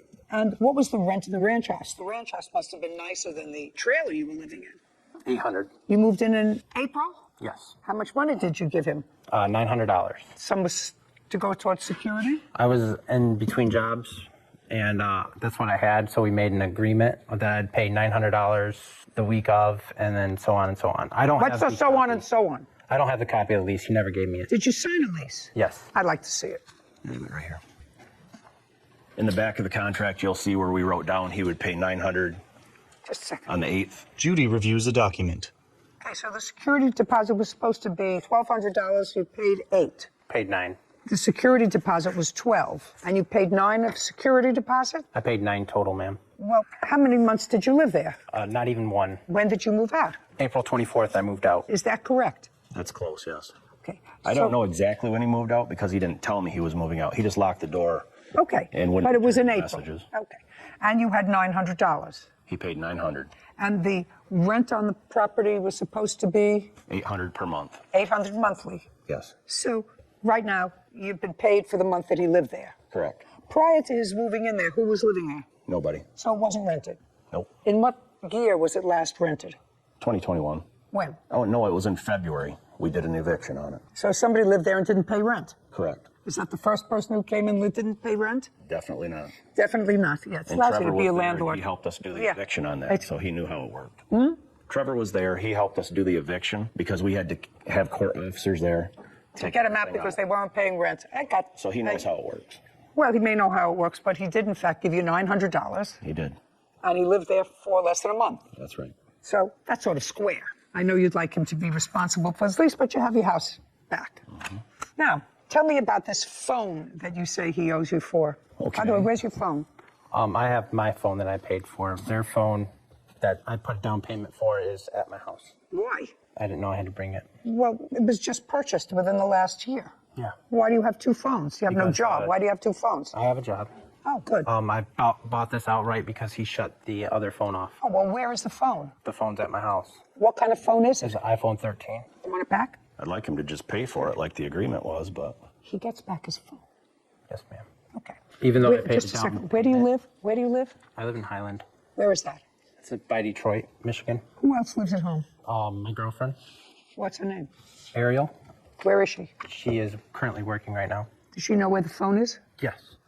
We're going to give you an envelope in the clerk's office back here. You're going to tell Ariel to put his phone carefully packed and mail it to him. FedEx, UPS, the fastest way it will get there. Then you get your phone back. Go. What's next? I have text messages here from Trevor. This will show where, when he was dating Natasha, they had agreed that they would pay for their phones up front so that I would put them on my business plan. I told them I would only do that if they paid for the phones up front, because when I took Trevor to Verizon, I said, if they don't pay for their phone bill, as long as they paid for these phones in full, I can shut them off and it will cost my business no money, correct? And the lady said, that is right. I said, okay, then we can do it. So we added them to the bill, to the business plan. And here, where I text him, I said, you and Natasha told me you were paying for the phone in cash. That's why I allowed you on my business plan. Now I found out that you did not pay for the phones up front, because when we were in there, he and Natasha had the cash. Did you assure Mr. Snyder that you were going to pay for the phone? I had no idea I was even going to get a phone until Natasha said, go with Adam and go pick up our phones. That's all I heard, and that's what I did. Well, I didn't know. Can't about say the that to cash. me because the lovely Natasha isn't here either. Sir, you're going to get your phone back. Is it one phone or more? We recovered the second one from Well, you're going to recover this one too. You recovered the second one. Yeah. Second one was Natasha's? Correct. Great, we're going to recover this one too. What's next? Changing lock fees, and you want a personal loan. Okay. So once he moved out, according to you, he moved out totally, and you didn't even know he moved out. So I don't know why the locks were changed. The lock did not need changed. I did tell the court that we were going to have to change the locks because the key was missing. I didn't know that while I was away on storm, Julie had gone in to check to make sure the water wasn't running, and she found the key on the table. That is Okay, what Trevor great. says. So we're going to eliminate that. And now we're going to go to the small loan that you say that you made to the defendant. So Natasha came over, guys. He said she worked at. Don't tell me what Natasha asked you. That's all hearsay. I need to know what conversations you had with the defendant. Okay, but she came over. But you can't tell me what she said, you see. Okay. So and anyway, if you made a contract with Natasha for a loan of money, even if it went for his benefit, do you understand? Okay. Even if it went for his benefit, he's not responsible. If Natasha says, I want you to give, what's your first name? Trevor. Trevor, a loan to fix his car, and you say, okay, you need somebody to pay you back. Natasha has to say, I'll pay you back. However, you can't tell me that. Caption coming up.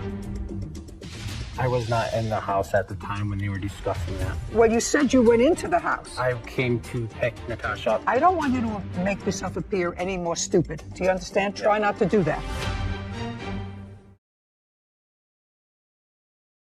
A courthouse. The Judy Justice logo appears.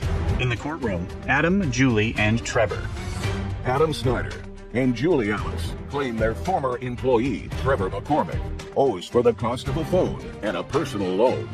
Trevor is countersuing for unpaid wages. Now, did you ever have a conversation with Trevor about money? I do. I have a text message telling him. No, tell me, not a text message. The conversation was not verbal. It was by text message? Correct. Okay, so I'd like to see text message from him. Yep. This has from Trevor. This is his number. Okay. Can I see it, please? Julie hands a document to Kevin, who brings it to Judy. She reviews it. He did pay me $100 in cash. Okay, so it's clear from this text exchange, sir, that you borrowed a certain amount of money from the plaintiff. I did not borrow Natasha. Yes, well, it acknowledges it here because you say, I start that job on the 14th. I will pay you back out of my first check. It was for me, and I will pay it. That's what you wrote. Do you understand? Do you want to look at it? No. You don't want to look at it. You're not questioning me, so it's clear from this that you borrowed money from Miss Ailes. I personally did not. I didn't even know what was going on. Who wrote this? I start that job on the 14th. That was me. Well, then, that's in response to her text message to you that says, hello, Trevor. I heard you were moving out and I need that paid by the end of the month. I have been very patient as no attempt has been made on this. Thank you. And you immediately wrote back to her and said, I start that job on the 14th and I will pay you out of my first paycheck. That's what you said to her. Yes, ma'am. You mean, yes, ma'am. Now, I'm going to get back and ask you the question I think I asked before. What was the loan for? I broke down in Oklahoma. In what month and year was that? About September of last year. September of 2021 is just about when you started dating Natasha. Correct. Okay, so your car broke down in Oklahoma. And? And it had to get fixed. And? So I rode the Greyhound bus back up to Michigan and waited until my car got fixed. It took months. I'm asking you, what was the loan for? To go back down and get my car. So it was $670 that you borrowed from her, and I want to know how it was that you got the money. I came in to Julie's house, and Natasha said, you're going to Oklahoma to pick up your car, because I didn't have any money right then and there, but I wasn't going to ask anybody. Just a second. I don't care what you were going to do, what you didn't do, what you thought about doing. You went into the house that the plaintiffs share. Mm-hmm. Not uh-huh. Uh-huh is not an answer. The answer is yes. The lovely Natasha was there. Yes. With Julie. Yes. What did you say and what did Julie say to you? Just Julie. Julie didn't really say anything. She said, don't tell Adam about the money. Oh, so she said she would give you money. Yes. And she knew exactly how much you needed. Yes. Did you tell her that? No. Okay. When she gave you the money, did she give it to you in check or cash? She didn't give me no money. She gave Natasha the money. Okay, how much was it? $700, around there. And after it was given to you by Natasha, but you were all in the same room together.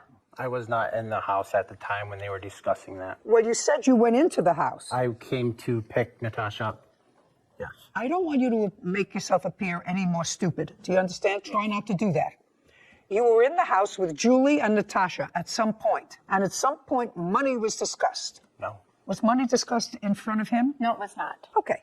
So your loan was not with him. Do you understand? Yes. Unless he ratifies the loan subsequently.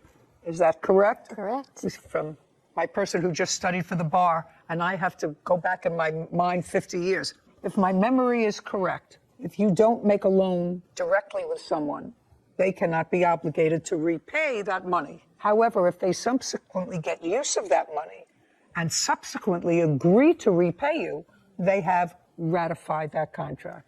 Correct. You just have to decide if that's a ratification. Yeah. What would be your take on that?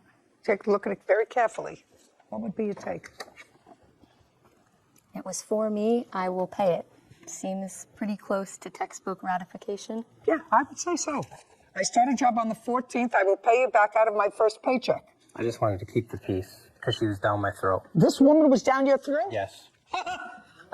She may have been annoyed, very annoyed, but she wasn't down your throat. She was the one who volunteered to give you money in your time of need. How could she be down your throat? Okay.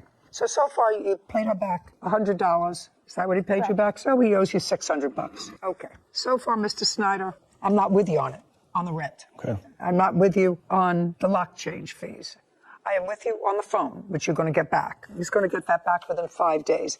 Otherwise, he's going to have difficulty. Here from the day that he did the phone purchases. Instead of paying for the phones up front, he also added a bunch of other cordless phone chargers and everything else to the bill. How much were the extras? Totally, there's 2,000. No. I don't want him total. Told you're going to get the phone back. What were the extras that he charged onto the phone? There's a $41.99. $41.99. There is a $20.99. Okay. You know that I went to 7 years of postgraduate school for this. Keep going. $29.99. 7 years. They were very hard years. I also took the bar exam. Keep going. $29.99. $17.99. Oh, it's getting worse. Not better for you, Mr. Snyder. And $11.99. Worse. A lot worse. $122.95. Okay. You have a counterclaim. Yes, ma'am. For what? Working on the farm. Okay. Tell me about that. From when to when did you work on the farm? November to the end of March. And what were you doing between November and March? I was feeding cattle when Adam was on storm, watering them. To March what? The end of March? Yes, right. I thought you worked at a factory. I did both. Well, you can't do both. You work at a factory. I asked you if you had a job. You said I work at a factory. I did do both. Well, now I need the name of the factory and find out what your shift was. I was, And you worked during the day. yes. From when to when? From Time. 6 to 6. I had... Just a second. Mr. McCormick, if you work from 6 a.m. to 6 p.m., it is not possible to work a full-time job for the plaintiff as well. I had a schedule of three on, 2 off. Okay. We're making it up as we're going along. Trevor smirks. Caption coming up. Did you have a financial arrangement with him for putting out these bales of hay? We never did. Although he did get paid for everything he did until the last day that he worked for me, where we were tearing apart a building. That's incorrect. Just don't speak. Judy raises her eyebrows at Trevor. A courthouse. The Judy Justice logo appears. In the courtroom, Adam, Julie, and Trevor. Adam Snyder and Julie Alice have accused their former employee, Trevor McCormick, of refusing to pay the cost of a phone and the balance of a loan. Trevor claims he was not paid for the work he did on their farm. Now, did he work for you? It would be very minimal. He would put hay bales out, which would take He would put what? hay bales out for the cattle. Hay bales. Yes. At approximately what time of day? Because I'm not getting... He could come and do it when he got home from work. Okay. And did you have a financial arrangement with him for putting out these bales of hay? We never did. Okay. Is there any reason why you never did? Because he didn't do it very often, and he said he was just happy to help, although he did get paid for everything he did until the last day that he worked for me, where we were tearing apart a building. So he got paid when he worked for you? He did. That's incorrect. Just don't speak. From when to when? When he helped me, it was very minimal. It would be... No, I'm not talking about the hay. You said he did, in fact, work for me. He did. I want to know, but not on the farm. He worked someplace else. He helped on another piece of farmland that I have. Okay. Where a barn had fallen down. We were tearing the steel off, and he worked 3 hours that morning. 3 hours what morning?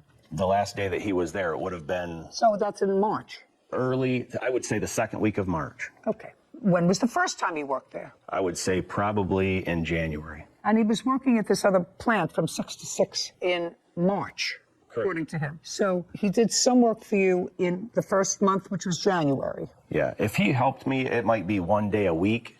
Fine, I just want to know if he got paid for it. That's what he's... Yes. We can't do May something. How much did you pay him? It would depend on how much he worked. One day I gave him $300 for helping me for a day and a half on another demolition job I did. And you paid him in cash? Correct. Okay. That was for the demolition job. That wasn't for the farm. It doesn't make any difference, sir. If you have a full-time job and you're working part-time someplace else and you say he paid you... He did not pay me. Well, you say he didn't pay you for the farm. What he's saying is he had a job with me. He was a demolition job for which he got paid, which you do not deny. Is that right? I'm not. You just said that's not what I asked you.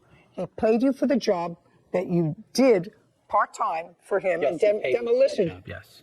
So that's a yes. Yes. And what you're suing him for is allegedly money that he owes you for working on the farm during a period that does include March when you were working full-time someplace else. Correct. And working for him. Yes. And doing this work at the site in March, the first 2 weeks in March, because you got some money for that. Correct. So now you have, according to you, 3 jobs.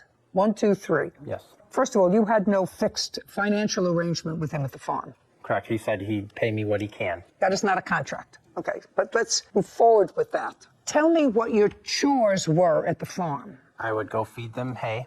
Just to feed who hay? The cows.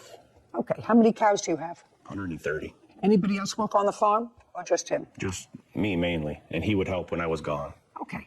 And in order to keep these animals alive, they have to be fed hay. Correct. For how many months did you feed them hay? 3. Once a day? Yes. And what time would you do this? Usually in the morning. Before you went to work? Yes. That had to be 5 o'clock in the morning. You went to work at 6 o'clock. You had a shift, according to you, from 6 to 6. Yes. Okay, so how long did this take you in the morning when you had a full-time job? Sometimes. Not sometimes. I want you to tell me how long it took you. Average about an hour and a half a day. So let's say it took you an hour a day. And how many days did you do it? I was with him every day before I got the job. I would go with him every day. I don't care. Okay. For the 3 months, I'm asking you how many days you did it. 45. That be right? In the 3 months, maybe 45 days? How many days did he put out hay? If Trevor fed the cattle 12 days the whole time by himself, I'd be surprised. And I helped him because I was there. You did not help me when Just he a was gone. Yes. You helped him with the bales of I hay? helped him because we also had another hired hand that would help me too. So I was rotating between both of them. Okay, so let's say he worked 20 hours. Did you pay him any extra money for this work? No, not for feeding cattle. Not feeding cattle. And you didn't have any arrangement with him whereby he would work on the farm and he would get something off his rent? No. Okay, so he has to be paid for that. Sarah Rose, would you look up and see if there's a minimum wage in Michigan? What's the federal minimum wage? I don't know anymore. $15. So the minimum wage is now $15 an hour. That's federal. Yes, ma'am. 15 times 20. $300. Okay, so, Mr. Snyder, let's start with you. You are going to get your phone back within 5 days. On your cross-claim against Mr. Snyder, I am awarding you $300 on your counterclaim. That is for the work that you did on the farm. However, we are holding that check until he gets his phone back in good condition. Yes. Do you understand? Otherwise, you forfeit that money to him. Do you understand? Yes. With regard to the co-plaintiff, I find that you did, in fact, take a loan from her, that you initially did it through a third party, but that you ratified the fact that you would make payments on the loan by 2 things. First, by acknowledging it in writing, and second, by making a payment. So I'm awarding you $600 on your claim. Those are the orders of the court. Thank you. This court is adjourned. Outside the courtroom, Trevor, then Adam and Julie. I think they're scam artists. We came here to try to teach him a lesson that when he enters into contract with somebody, the contract is a contract. They're greedy. They want money. They need money. For being greedy, we did a lot to help this guy out. By doing pretty much anything they ask. Well, we've decided we're not helping people out anymore. They're on their own. Sarah and Judy. It's funny because if he didn't send those text messages ratifying the contract that someone else had made on his behalf, he could have gotten away without any responsibility. But when someone makes an agreement on your behalf and you then later either pay for it or admit responsibility that you know you owe it, then you've ratified it and you're held to that, even if you didn't make the initial agreement. See, and then the right thing happened. Yeah, it And did. the right thing happened. It did. So that's good. That's Taking all good. accountability. Yeah. Title, Judy Justice. Want justice? Go to judyjustice.tv. It's former friend Alexandria Allen for a washer and dryer. Court come to order. All rise. Have a seat, please. Kevin approaches the bench. Hello, Judge. Case number 2043, Pelletier versus Allen. Thank you. You're welcome. This young lady is a friend of yours. A former friend, correct. How friend? I met her from another mutual friend that I had, and we just formed a relationship together, just a friendship. Are you married? I'm not, I'm single. Any kids? No. And what about the defendant? She does have 2 kids, and she is married. Currently? Yes, currently married. Are you also friendly with her husband? Yeah, just friends. We were, yeah, before all this took place. So that all of you were friends? Yes, at one point, yes. Case is relatively simple. Miss Allen's washer and dryer stopped working. Correct. You had done some odds and ends things for her in the past. Yes, worked on her car and stuff. And did you find or did she find the used washer and dryer? She asked me for recommendations, and she found it on the selling app for used items. So you told her where she might look for it? Correct. And she found it on an app online? Correct. Okay. No, actually. Look at me. Okay. made the recommendation to me. Did you go on the app yourself? No, I did not. So you never saw the washer and dryer? Well, Is that what you're just a second? So what you're saying, I just want to be clear. So I said, if you didn't go on the site, then you never saw the washer and dryer. May I speak now? Either you did go on the site and see it, or I didn't go on the site. I didn't see it. He sent the picture of them to me, just a screenshot. That's all I got. Okay. How old are you? 32. You have 2 children? Yes. Did the screenshot show you where they came from? I have a photo of them, and it doesn't say anything. So is what you're telling me you didn't know where they came from? Well, there is a name of the site. Would you like to know that? I want to know if you knew it. Yes, I know. All right. Don't play with me. Don't play with me. You knew the site where the photo came from. So let's say you are correct, and I don't know. You said you needed a washer and dryer. You say he found the washer and dryer on a site, sent a photo to you and said, is this what you're looking for? Correct. Right? And on that screenshot was the site. Right. So you had at least access to the same site that he did. That's correct.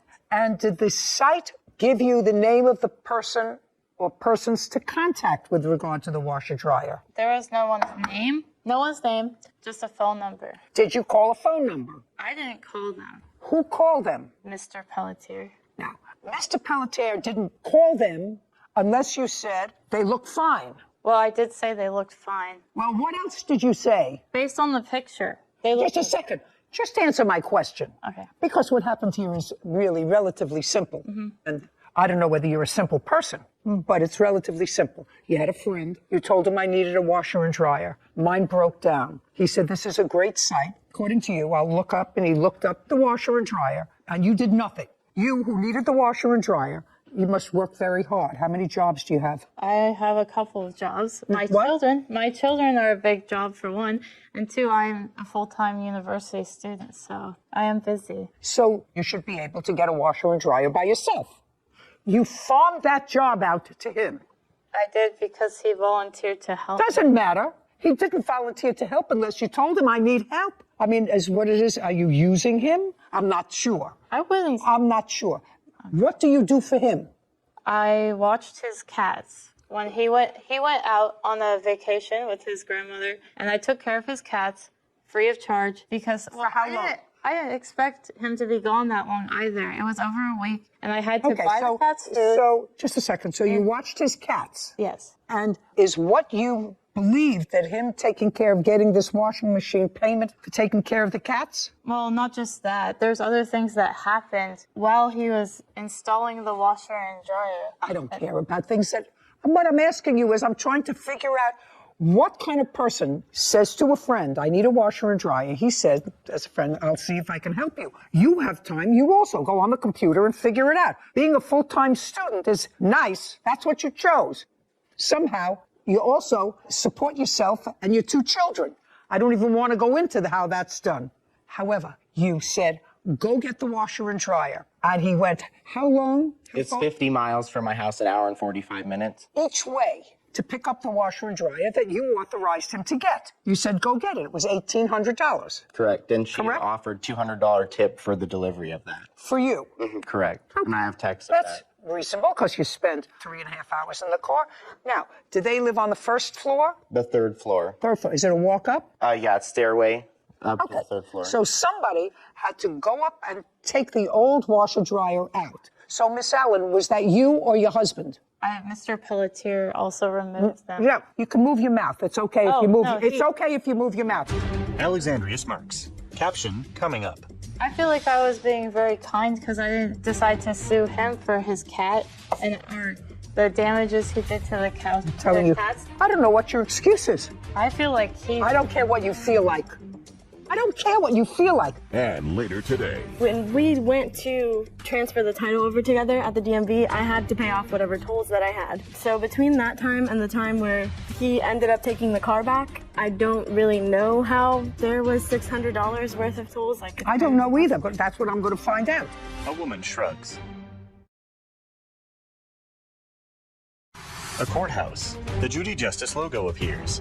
In the courtroom, Hunter and Alexandria. Hunter Pelletier, claims his former friend, Alexandria Allen, is responsible for the cost of a washer and dryer. The plaintiff walked up the 3 flights of steps, carried each of the washer and dryers downstairs, took the washer and dryers from downstairs up the 3 flights, got them installed, and you didn't like them.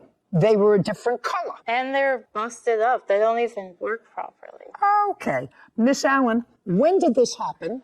In what month? January 7th of 2022. You have receipts for different washers and dryers that you purchased since January of 2022? I do not have the receipts, no. That means that you didn't purchase them. Well, I never paid him for them. No. That means that you never purchased new ones. That means that you're still using the ones he bought. Correct. But Right. They do not work well. Just,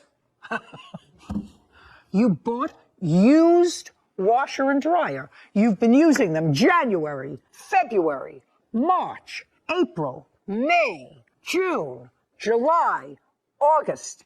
8 months, and you're still using them. And you neither paid for them, nor did you pay him for delivery. And I don't know what your excuse is. I feel like I don't care what you feel like. I don't care what you feel like. You made a contract with him to go and pick up washers and dryers, disconnect yours, take them out of your house, install these, lay out the money to pay for these, use them for 8 months, and not pay them because you weren't happy with them. I feel like I was being very kind because I didn't decide to sue him for his cat or the damages he did to the cows. I'm telling you, you should stay in school. How much did you pay for the washer and dryer? $1,800, and I took the money out of the bank. She had asked me because her ATM has a low limit, so I went into the branch of my own bank. That's what you're suing for $1,800. Yeah, I wanted to get the $200 if possible, but at this point, I just want the money for the machines. Judgment for the plaintiff. We're finished. $1,800. Thank you. This court is adjourned. Alexandria. They damaged the walls of my apartment. They banged it up. She saw right through everything, the damages, she said. The machines were overpriced. None of that happened for me. I'm not a professional installer. I don't think he cared because it wasn't his money. At the time, they were less than 6 months old from original purchase date, so they were still worth the money that they were asking. I don't know. I don't think we're going to be friends anymore. I don't need friends like that, no. Sarah and Judy. So this case touched a little upon agency, like an agent-principal relationship, where here the plaintiff was actively acting as her agent by going and picking up these washing machines for her. They had had communications beforehand about this is what they look like, this is what they cost, I'll do it for you for $200. Is this what you want to do? She says yes. You don't get to just then back out of it because you don't like the color. You knew what they look like, you knew they were used. There was no bait and switch. I was almost waiting for an explanation for a bait and switch. He put the nice ones in his house and then gave me not so nice ones, but there was nothing. There was very rarely do we see no excuse for. And she's using them. Yeah, still for almost they're all a banged year. up. They were all banged up. Well, hey, that's what happens when you buy something that's used. Mm-hmm.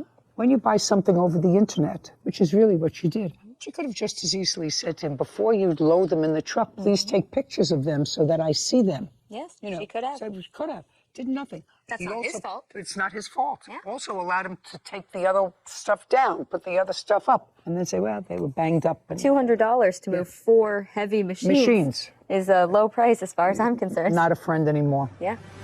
Case number 2017, Alvarez versus Coover. All parties, please step forward. Avery and Alvarez is suing his former friend, Brianna Coover, for toll charges. Mr. Alvarez, this is not a very difficult case. It's a question of dates. You bought a new car. Yes, ma'am. You knew the defendant somehow through her boyfriend or... He's my cousin. Okay, so you purchased a new car. You had an older car that you were still paying off. And Miss Culver needed a car, and you made an arrangement with her where she would take over the monthly payments on your old car.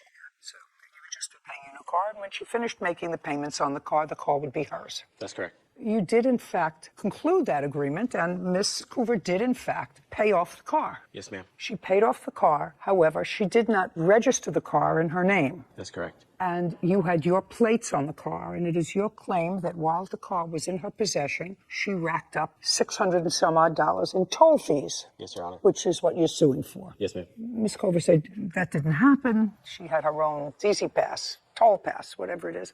And there was no way that those tickets were incurred while she was in possession of the car. And additionally, she's got some very sad story. She paid off the car. She didn't register it for some reason. She didn't register it, which I don't have to get into. You took the car back because you were afraid that your plates were on the car, and you started to get these dunning notices for tickets. Then you had to give the car back because you had given her the title to the car when she finished paying off the car, despite the fact she hadn't registered it. And then you took the license plates back, which is a very smart thing to do, because then she couldn't use them to get through the tolls. And because you took the plates off and she didn't register it and get new plates, it was towed from her parking space at her condo, taken to a lot where she didn't have enough money to get the car out, and the car was auctioned off, and now she has no car. And you have $600 worth of tickets in your name. Yes, ma'am.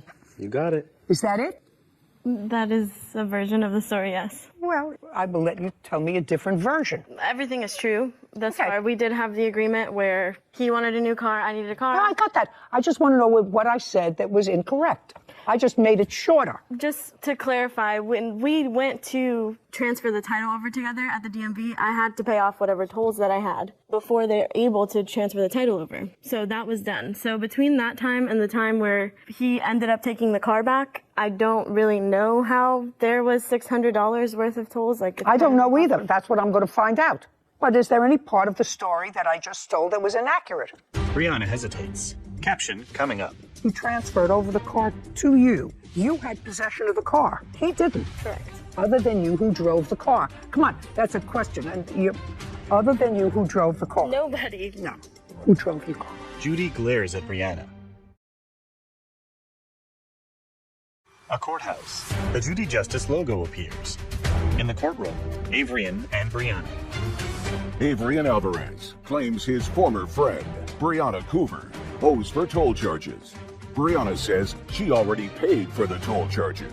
He says that you had possession of the car. He got notification that there were tickets. You say that you didn't go through tolls. He said, I didn't have possession of the car.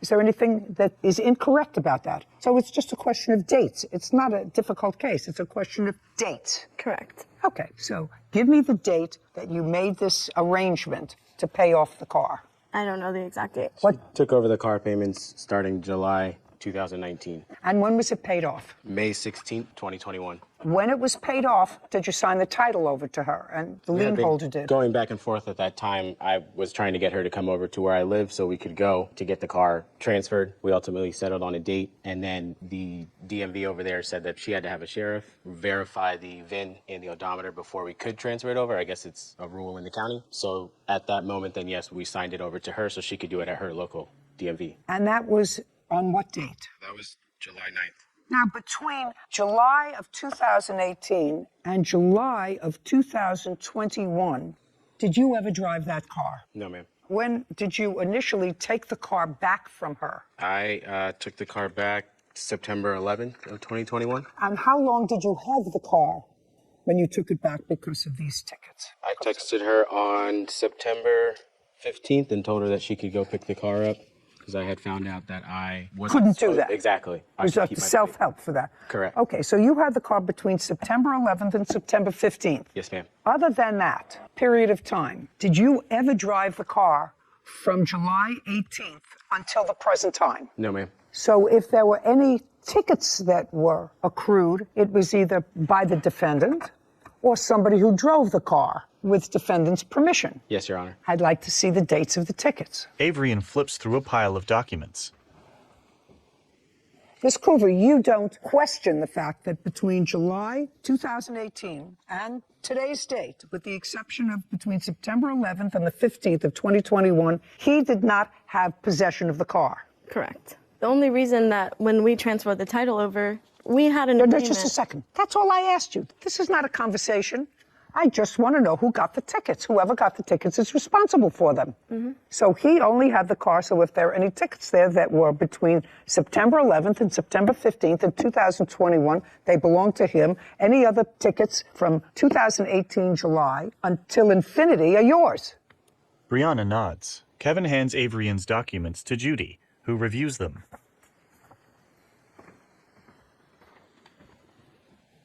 Well, We have invoice date is 7/28/21. That would be you. Correct. June 30th, 2021. 7/1/2021, 7/2/2021, again 7/2, 7/3, 7/6, 7/6, 7/7, 7/8, 7/8, 7/22, and 7/28 of 2021. Those are all you. Correct. August 28th, 2021. That would be you. Yes. 3, 3, 6, 9, 19, 28 of 2021. August. That all would be you. Yes. I never argued that that wasn't me. I'm just, from the moment that we officially transferred the title over, we were not able to transfer the title over until I paid. Oh, just show, you pay these? And we were together. And just a when we did second. that. Show me that you paid them. I have this receipt.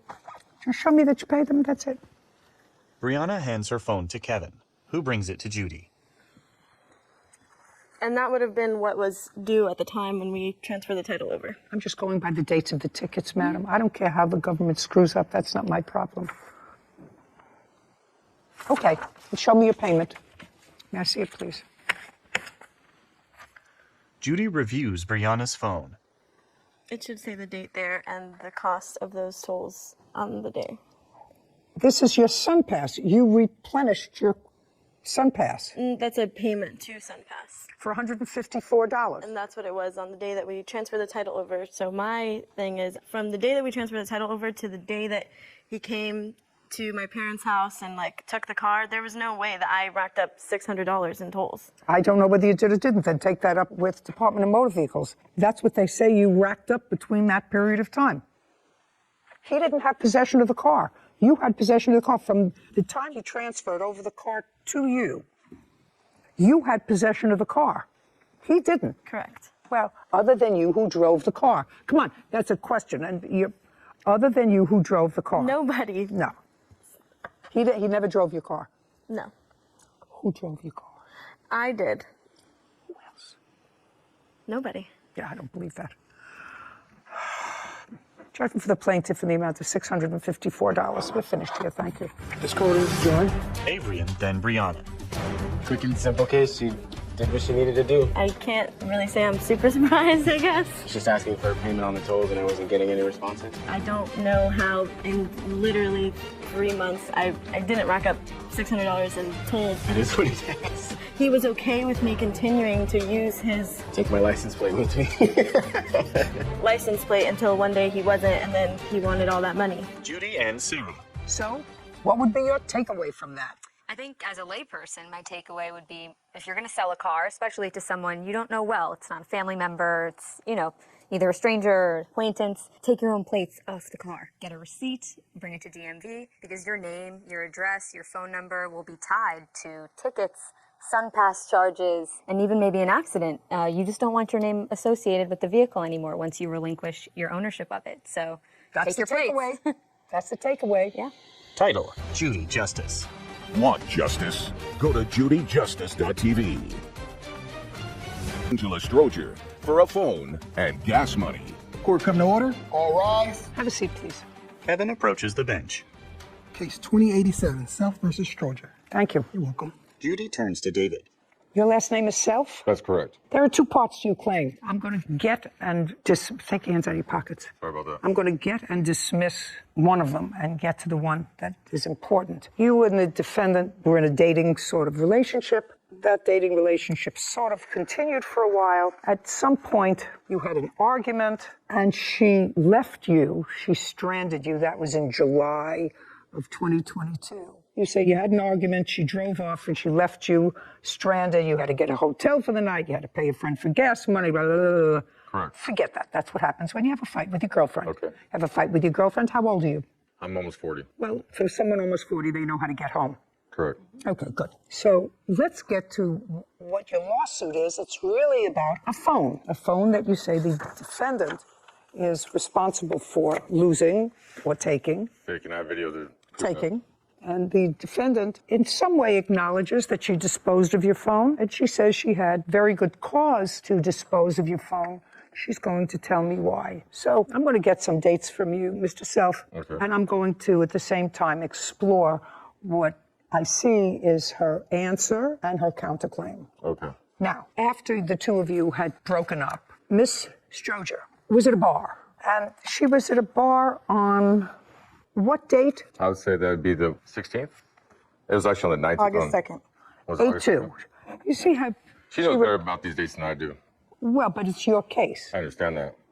So let's say she's right, that it happened on August 2nd. Okay. And at that time, the two of you were no longer dating or a couple. Yes. And you were going to a bar. And when you got there, was the defendant there? Not that I was aware of at the particular time. You didn't see her. I didn't see her, no. What time did you get to the bar? I'd say about 4 or 5. Anybody else at the bar? There's quite a bit of people there, How many people? I'd say about 30. Anybody you knew? Quite a bit of people. Of the 30 people there, how many people did you know? I'd say at least 10. But you indicate when you got there, you did not see the defendant. No, I wasn't paying attention to her at the particular time. Well, you say that there were 30 people in the bar, Correct. 10 of whom you knew, so you knew some people, and this was a former girlfriend of yours with whom you had been close association and intimate, right? Correct. And you didn't see her. Well, they have a back patio, and then they also have the indoor and everything like that. And then they have a front area, too, as well, so. Tell me, Mr. Self, when did you in fact see her? It was when she was doing the bowling. And that was a little bit later on when I was playing pool. About what time was that? I don't know, probably like 7 or 8. So you had been in the bar for between 3 and 4 hours. Yes. Okay, so now you're at the bar for 3 or 4 hours. And are your friends there, these 10 people that you knew? Yes. Now, I'm going to go back a little bit to the breakup that you two had. Gotcha. Was it a mutual breakup? So what ended up happening and everything that we had a disagreement on the 23rd in Norco, and she left me stranded there, so I had to get another friend to give me a ride back to my residence. I can't understand a word you're saying because you're speaking too fast. On the 23rd, Better. she left me at a barbecue, and had a friend give me a ride back to Riverside, California. A friend who was at the barbecue. Yes, that's correct. Okay, so you were at a barbecue with her, That's correct. and that was how far away from where you were living in Riverside? I'd say about 20 minutes away. And your friend was at the barbecue, and after you had an argument with her, your friend took you home. Prior. No, not prior. Is that what you just said to me? In Norco, California, is when she left me at a barbecue. And then at the bar, or when we were down in Huntington Beach on the 30th, she left me. I have video that shows all that. I asked you whether the breakup was acrimonious. So one time she left you at a barbecue where you knew somebody who drove you home. Correct. And you didn't stay in a motel, you didn't do anything else. didn't. Okay, good. And then she did it again. Yes. Is that what you're saying to me? Yes. And the second time was when? It was on the 30th. Okay. And that is the time when you say you had to spend some time over. So after she left you the second time, is that when you no longer communicated with her? That's correct. Did you say, why did you leave me? How dare you leave me? You didn't have any communication by text or phone or anything else, is what I'm asking you. So her cousin's supposed to play in a band. He showed up late. She was upset and distraught about showing up late. Who showed up late? We did, because I was with her. I just need a date of that, On the sir. 30th. I have on the 30th. So she was upset that you showed up late, and We showed up late to her cousin's thing. It was supposed to be at 2 o'clock. We got there about 2:05. She's upset about that. When we were driving down the road, because we're trying to find parking, which everybody was around and everything, she was getting upset and getting angry with another driver, to the point where I had to pull the e-brake to stop the vehicle, as I thought she was going to run into it. And then I what tried to happened? de-escalate the situation as much as possible. Mind you, there's 2 minors in the back. I would just like to know, was the breakup, I'm trying to figure out, was the breakup acrimonious or mutual on the 30th? Who broke up with whom? She left me. She left you there That's correct. on the 30th. After she left you there on the 30th, did you have any communication with her? I was done with it. Just a second. So after the 30th, you didn't see her or communicate with her until you saw her on August 2nd, is what you're saying. Yes. I didn't see her again. Didn't see her again or communicate with her from the 30th of July until August 2nd, a few days later. Yes. Is that what you're saying? I believe so. I can look at my records right now to see, but I don't believe I gave her a call or anything like that. Okay.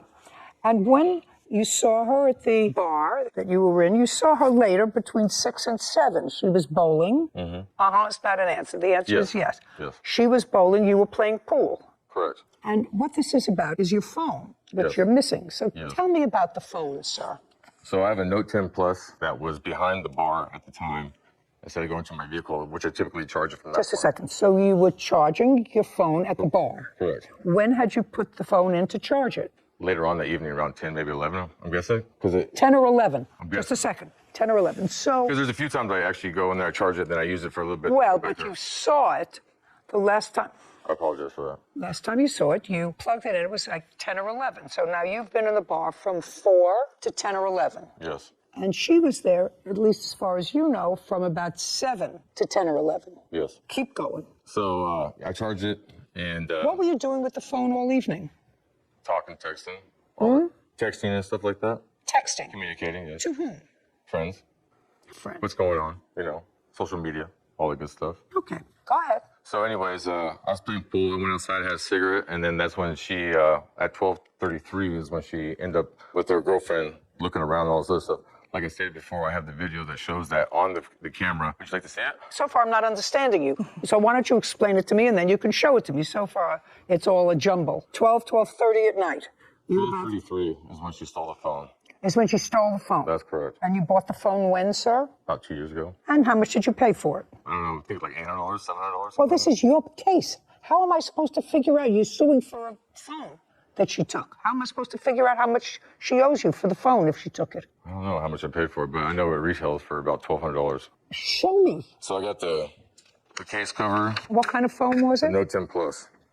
Samsung Galaxy Note 10 Plus is typically $395 to $512. At this point in time, yes. Well, that's what it would cost you to replace it. Okay. Now, you do not deny that you put your hands on his phone in a manner in which you intended to have it removed from his custody, which means, according to you, you took the phone out of the charger and threw it in the trash, or trash someplace. So far, Mr. Self, the defendant acknowledges that she took the phone and trashed it. All right. And I want you to make sure that you answer my questions carefully. While you were at the bar between 7 and 12, did you ever show anyone at the bar a photograph of the defendant? No, I did not. Now I'll hear you. So I got to the bar around 8:30 because I played darts that night. I did not see the plaintiff. I was playing bowling. There was an arcade game. And when he came in, he started showing videos of me. Correct. Don't speak. Caption coming up. There is a protective order in place, and if you want to vacate that protective order because you question service, you better do so. In the meantime, I suggest you stay very, very far away from her.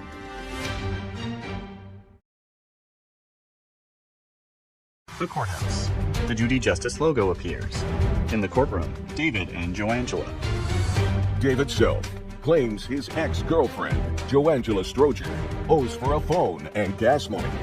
Joangela is countersuing for harassment. Now, did you see him showing videos of you to anyone at the bar? I saw him showing videos. But didn't see what they were? No. I would never do such a thing. Apologize. Could you stand up, please? A blonde woman rises. Do you know Mr. Self? I do. Tell me your name. Amy? Amy what? Clack? Were you at the bar on the 2nd of August? I was. And you know the defendant? Yes, she's a friend of mine. And what about Mr. Self? How do you know him? As her ex-boyfriend? Be careful of what you answer me.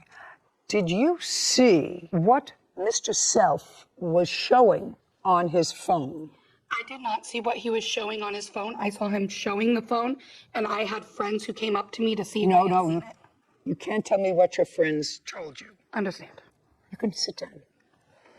Now, Ms. Stroger, your answer, and of course your counterclaim, involved the fact that Mr. Self was showing intimate pictures of you that he had maintained on his phone. So far, we don't have a witness to that. So what I want you to tell me is whether or not you personally had a conversation with Mr. Self about those videos on that night on August 2nd. I asked him not to show video of me around the bar that night. You did have a conversation with him? Yeah, because he approached me. Put your hand down. I want you to tell me about the conversation. He approached me basically. Not me. I don't want to hear basically. He approached Approximately me what time? saying hi about 9:30 that night. Approached me saying hi. I told him I didn't want anything to do with him, that I had seen him showing videos, and that I was told that it was sexual videos of myself. And what did he say? He said he can do what he wants with his phone, and walked away. Do you recall that conversation, Mr. Self? There was no conversation that took place. The only video. No.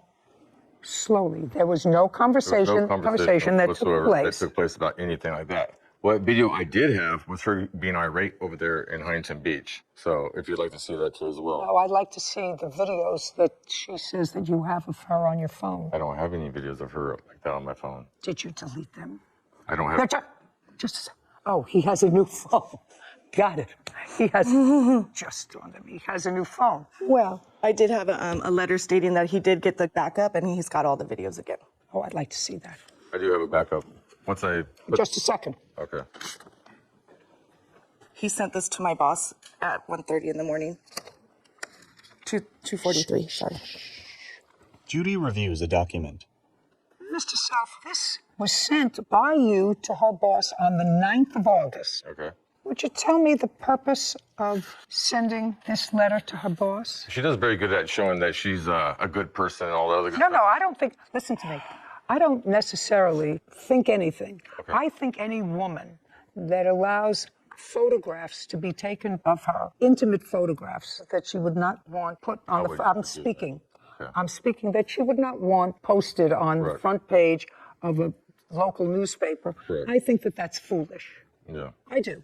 And I know a lot of people do it. I do a shout out every once in a while and say that that's stupid to do. And I think certainly if you were showing those videos or those photographs to anyone at the bar because you were annoyed with her or whatever, you thought it was fun, I think that that's childish. Sad, maybe worse. What I want to know is, after this all happened, why you sent this email to her boss. Because the thing is this, that she is trying to pin me as a bad guy or something like that, is what she's really trying to do. She's trying to manipulate it to be on her side. She lies and manipulates all the time. And I've seen that because I was with her. I should know. Okay. The thing is this, I have the video of her over there in Huntington Beach being irate, unable to have a conversation. I don't care if she's irate, sir. Right now, she has no proof that you were showing videos of her at the bar that evening. Yes. You don't have that because that's your counterclaim. And if you don't have that, then I have to dismiss your counterclaim. But there's also harassment and stalking that he's been doing.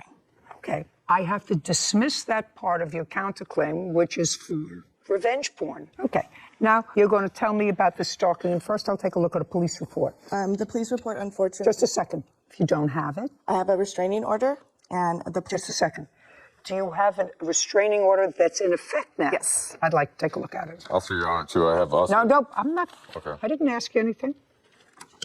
Joangela hands a document to Kevin, who brings it to Judy. She reviews it. Were you at a hearing, Mr. Self, on this protective order? I never even got served papers at all for anything. I have proof of service. Was there a signature on it? Well, Mr. Self, she has a restraining order that's, and the hearing date was August 25th, 2022. She appeared. You're supposed to stay away from her. I'm just telling you. And I'm telling you, considering the fact, and I don't know whether you were released from prison recently. Are you still on parole? I'm on parole right now, yes. Okay. Well, if you're, I didn't ask you anything. Well, if you're on parole, Mr. Self, and you say you weren't served with this restraining order, I would strongly advise, sir, that you retain counsel and question service. Yeah, I've contacted my probation officer. They're well aware of the situation. Don't tell me what they're aware of. I'm telling you that there is a protective order in place. Gotcha. And if you want to vacate that protective order because you question service of that protective order, you better do so. Okay. In the meantime, I suggest you stay very, very far away from her. He called me yesterday. I called you yesterday? Jeff, don't speak to her. Tell me what the conversation was yesterday. I was on my way to work and I didn't know the phone number. So I answered it and he said, please just give me a minute, and I hung up. Did you call her yesterday from that phone? There is a phone. Just a second. That would be a yes. Yes. Okay, and you know this working on it. situation is hostile. Yes, And you knew you were coming here today. that's correct. Would you tell me, please, why you called her yesterday? I didn't mean to call her by any means. It's pocket dialed her. Well, if it but called her or pocket dialed her, sir, that means that you were able to transfer all the information that you had on your old phone into your new phone. Because after the experience that you had at the bar, there would be no reason for you to have her number in your phone. I know. Unless you just transferred I got it right here. Well, if you got it, listen to me. If you got it right here, then it wasn't a butt call. So you can either butt call when, am I wrong about that? You know, I'm not technically sophisticated, but I do know this. I can't think into my phone. Now, maybe there is a phone that you can think into. I'd say, well, I have her number right here. I can't say, am I missing something here? You might only butt dial me because I'm in your favorites, but. Caption coming up. Why would you send this to her boss? It shows that she lies and manipulates and all sorts of stuff to get her way. I'm at a point where I don't actually believe that you didn't show some photographs of her around that bar.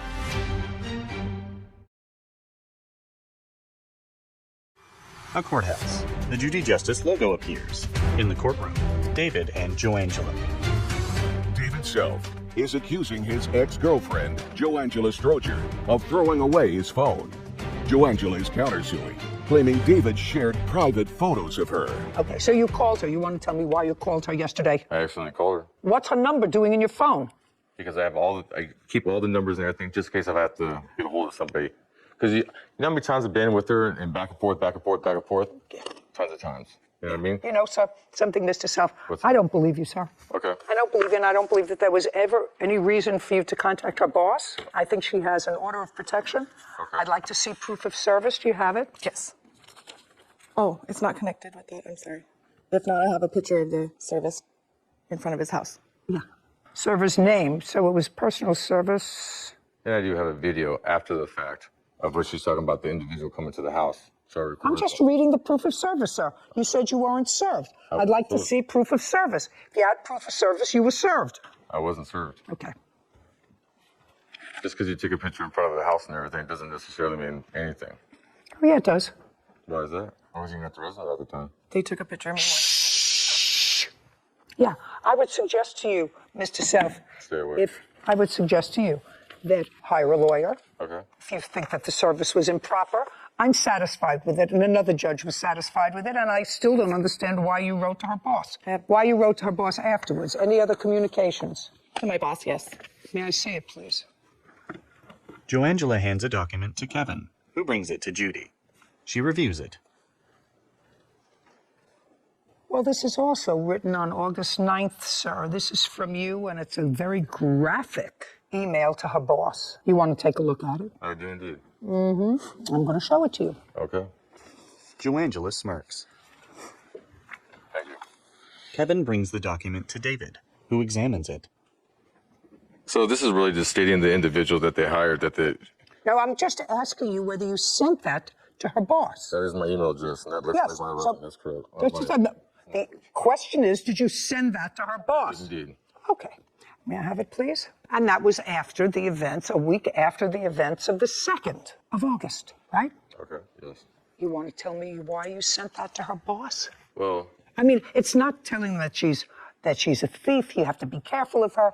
It's talking about sexual things. where is it saying sexual things in there? Oh, very easy. You say she lies to her boss about cramps while we lay in She bed. is literally taking off the work saying that she's, sick or I'm asking you why. Why would you send this to her boss? It shows that she lies and manipulates and all sorts of stuff to get her way. Okay. The fact of nature, I understand that. I've been to prison and all sorts of stuff. I can be the bad guy and all that great stuff. I understand that. I'm not saying she's a good person. Correct. I'm not saying you're a bad person. Correct. She's got to pay for her phone. Yes. You got to pay for this. Because I'm at a point where I don't actually believe that you didn't show some photographs of her around that bar. I don't believe that you didn't show some photographs of her around that bar. I would never do such Just a a second. Well, the same person who would never do such a thing wrote to her boss that you were present when she called her boss and said, I can't come to her because I have cramps, and she was laying in bed with you. Correct. Okay? And that same person wouldn't show a picture. No. Okay. Good. On your counterclaim, I am awarding you $5,000 on your counterclaim. From that, I'm taking off the $500 because he had no right to trash his phone. There are alternatives. One of them is not trashing his phone. Therefore, ordering on the counterclaim a judgment for the defendant in the amount of $4,500. Plaintiff's case is dismissed. We're done. Thank you very much. This court is adjourned. David, then Joangela. She gets away with it again. The judge is very fair. Unfortunately, he tried to make me look like the bad guy, but the judge could see right through him. Did I show her videos? Yes, why she would be right over there at Huntington Beach. That he's showing sexual videos of me and him. The nudes and all that stuff? No. Why would I do something like that? I went black, and that's the only reason why I threw the their phone in the trash in the first place because I felt helpless. She sold me on this great person and everything, but come to find out, you know what, it's not what it is. I gotta just be more careful with their phone around. Judy. I guess, Sarah, it's because of my generation. But I've been saying for a very long time, even before the internet, because, you know, I was, in fact, young at some point in my life, and they did have all kinds of cameras and Polaroid cameras back in the day. But never take a photograph of yourself or allow a photograph to be taken that you wouldn't like to see on the front page of the New York Times. And now with social media, I think that that's more true than ever. To me, why would you post anything or take a picture, allow a picture to be taken that might later embarrass you? I agree to an extent, but I disagree with you that in this case, because the defendant mentioned that the plaintiff had taken some of this video and photo without her permission. And I think that now it can get a little bit blurry as to, well, I didn't approve my photo taken. Obviously, a sexually explicit photo getting sent to your boss is not the intended purpose of that photo. I think whoever sends that photo, misdirecting the intention of the photo, is the one that should be held accountable, not the person that was sending it in for a purpose of a long-distance relationship. There's many reasons why now people might send photos that they wouldn't want plastered on the front page of the New York Times.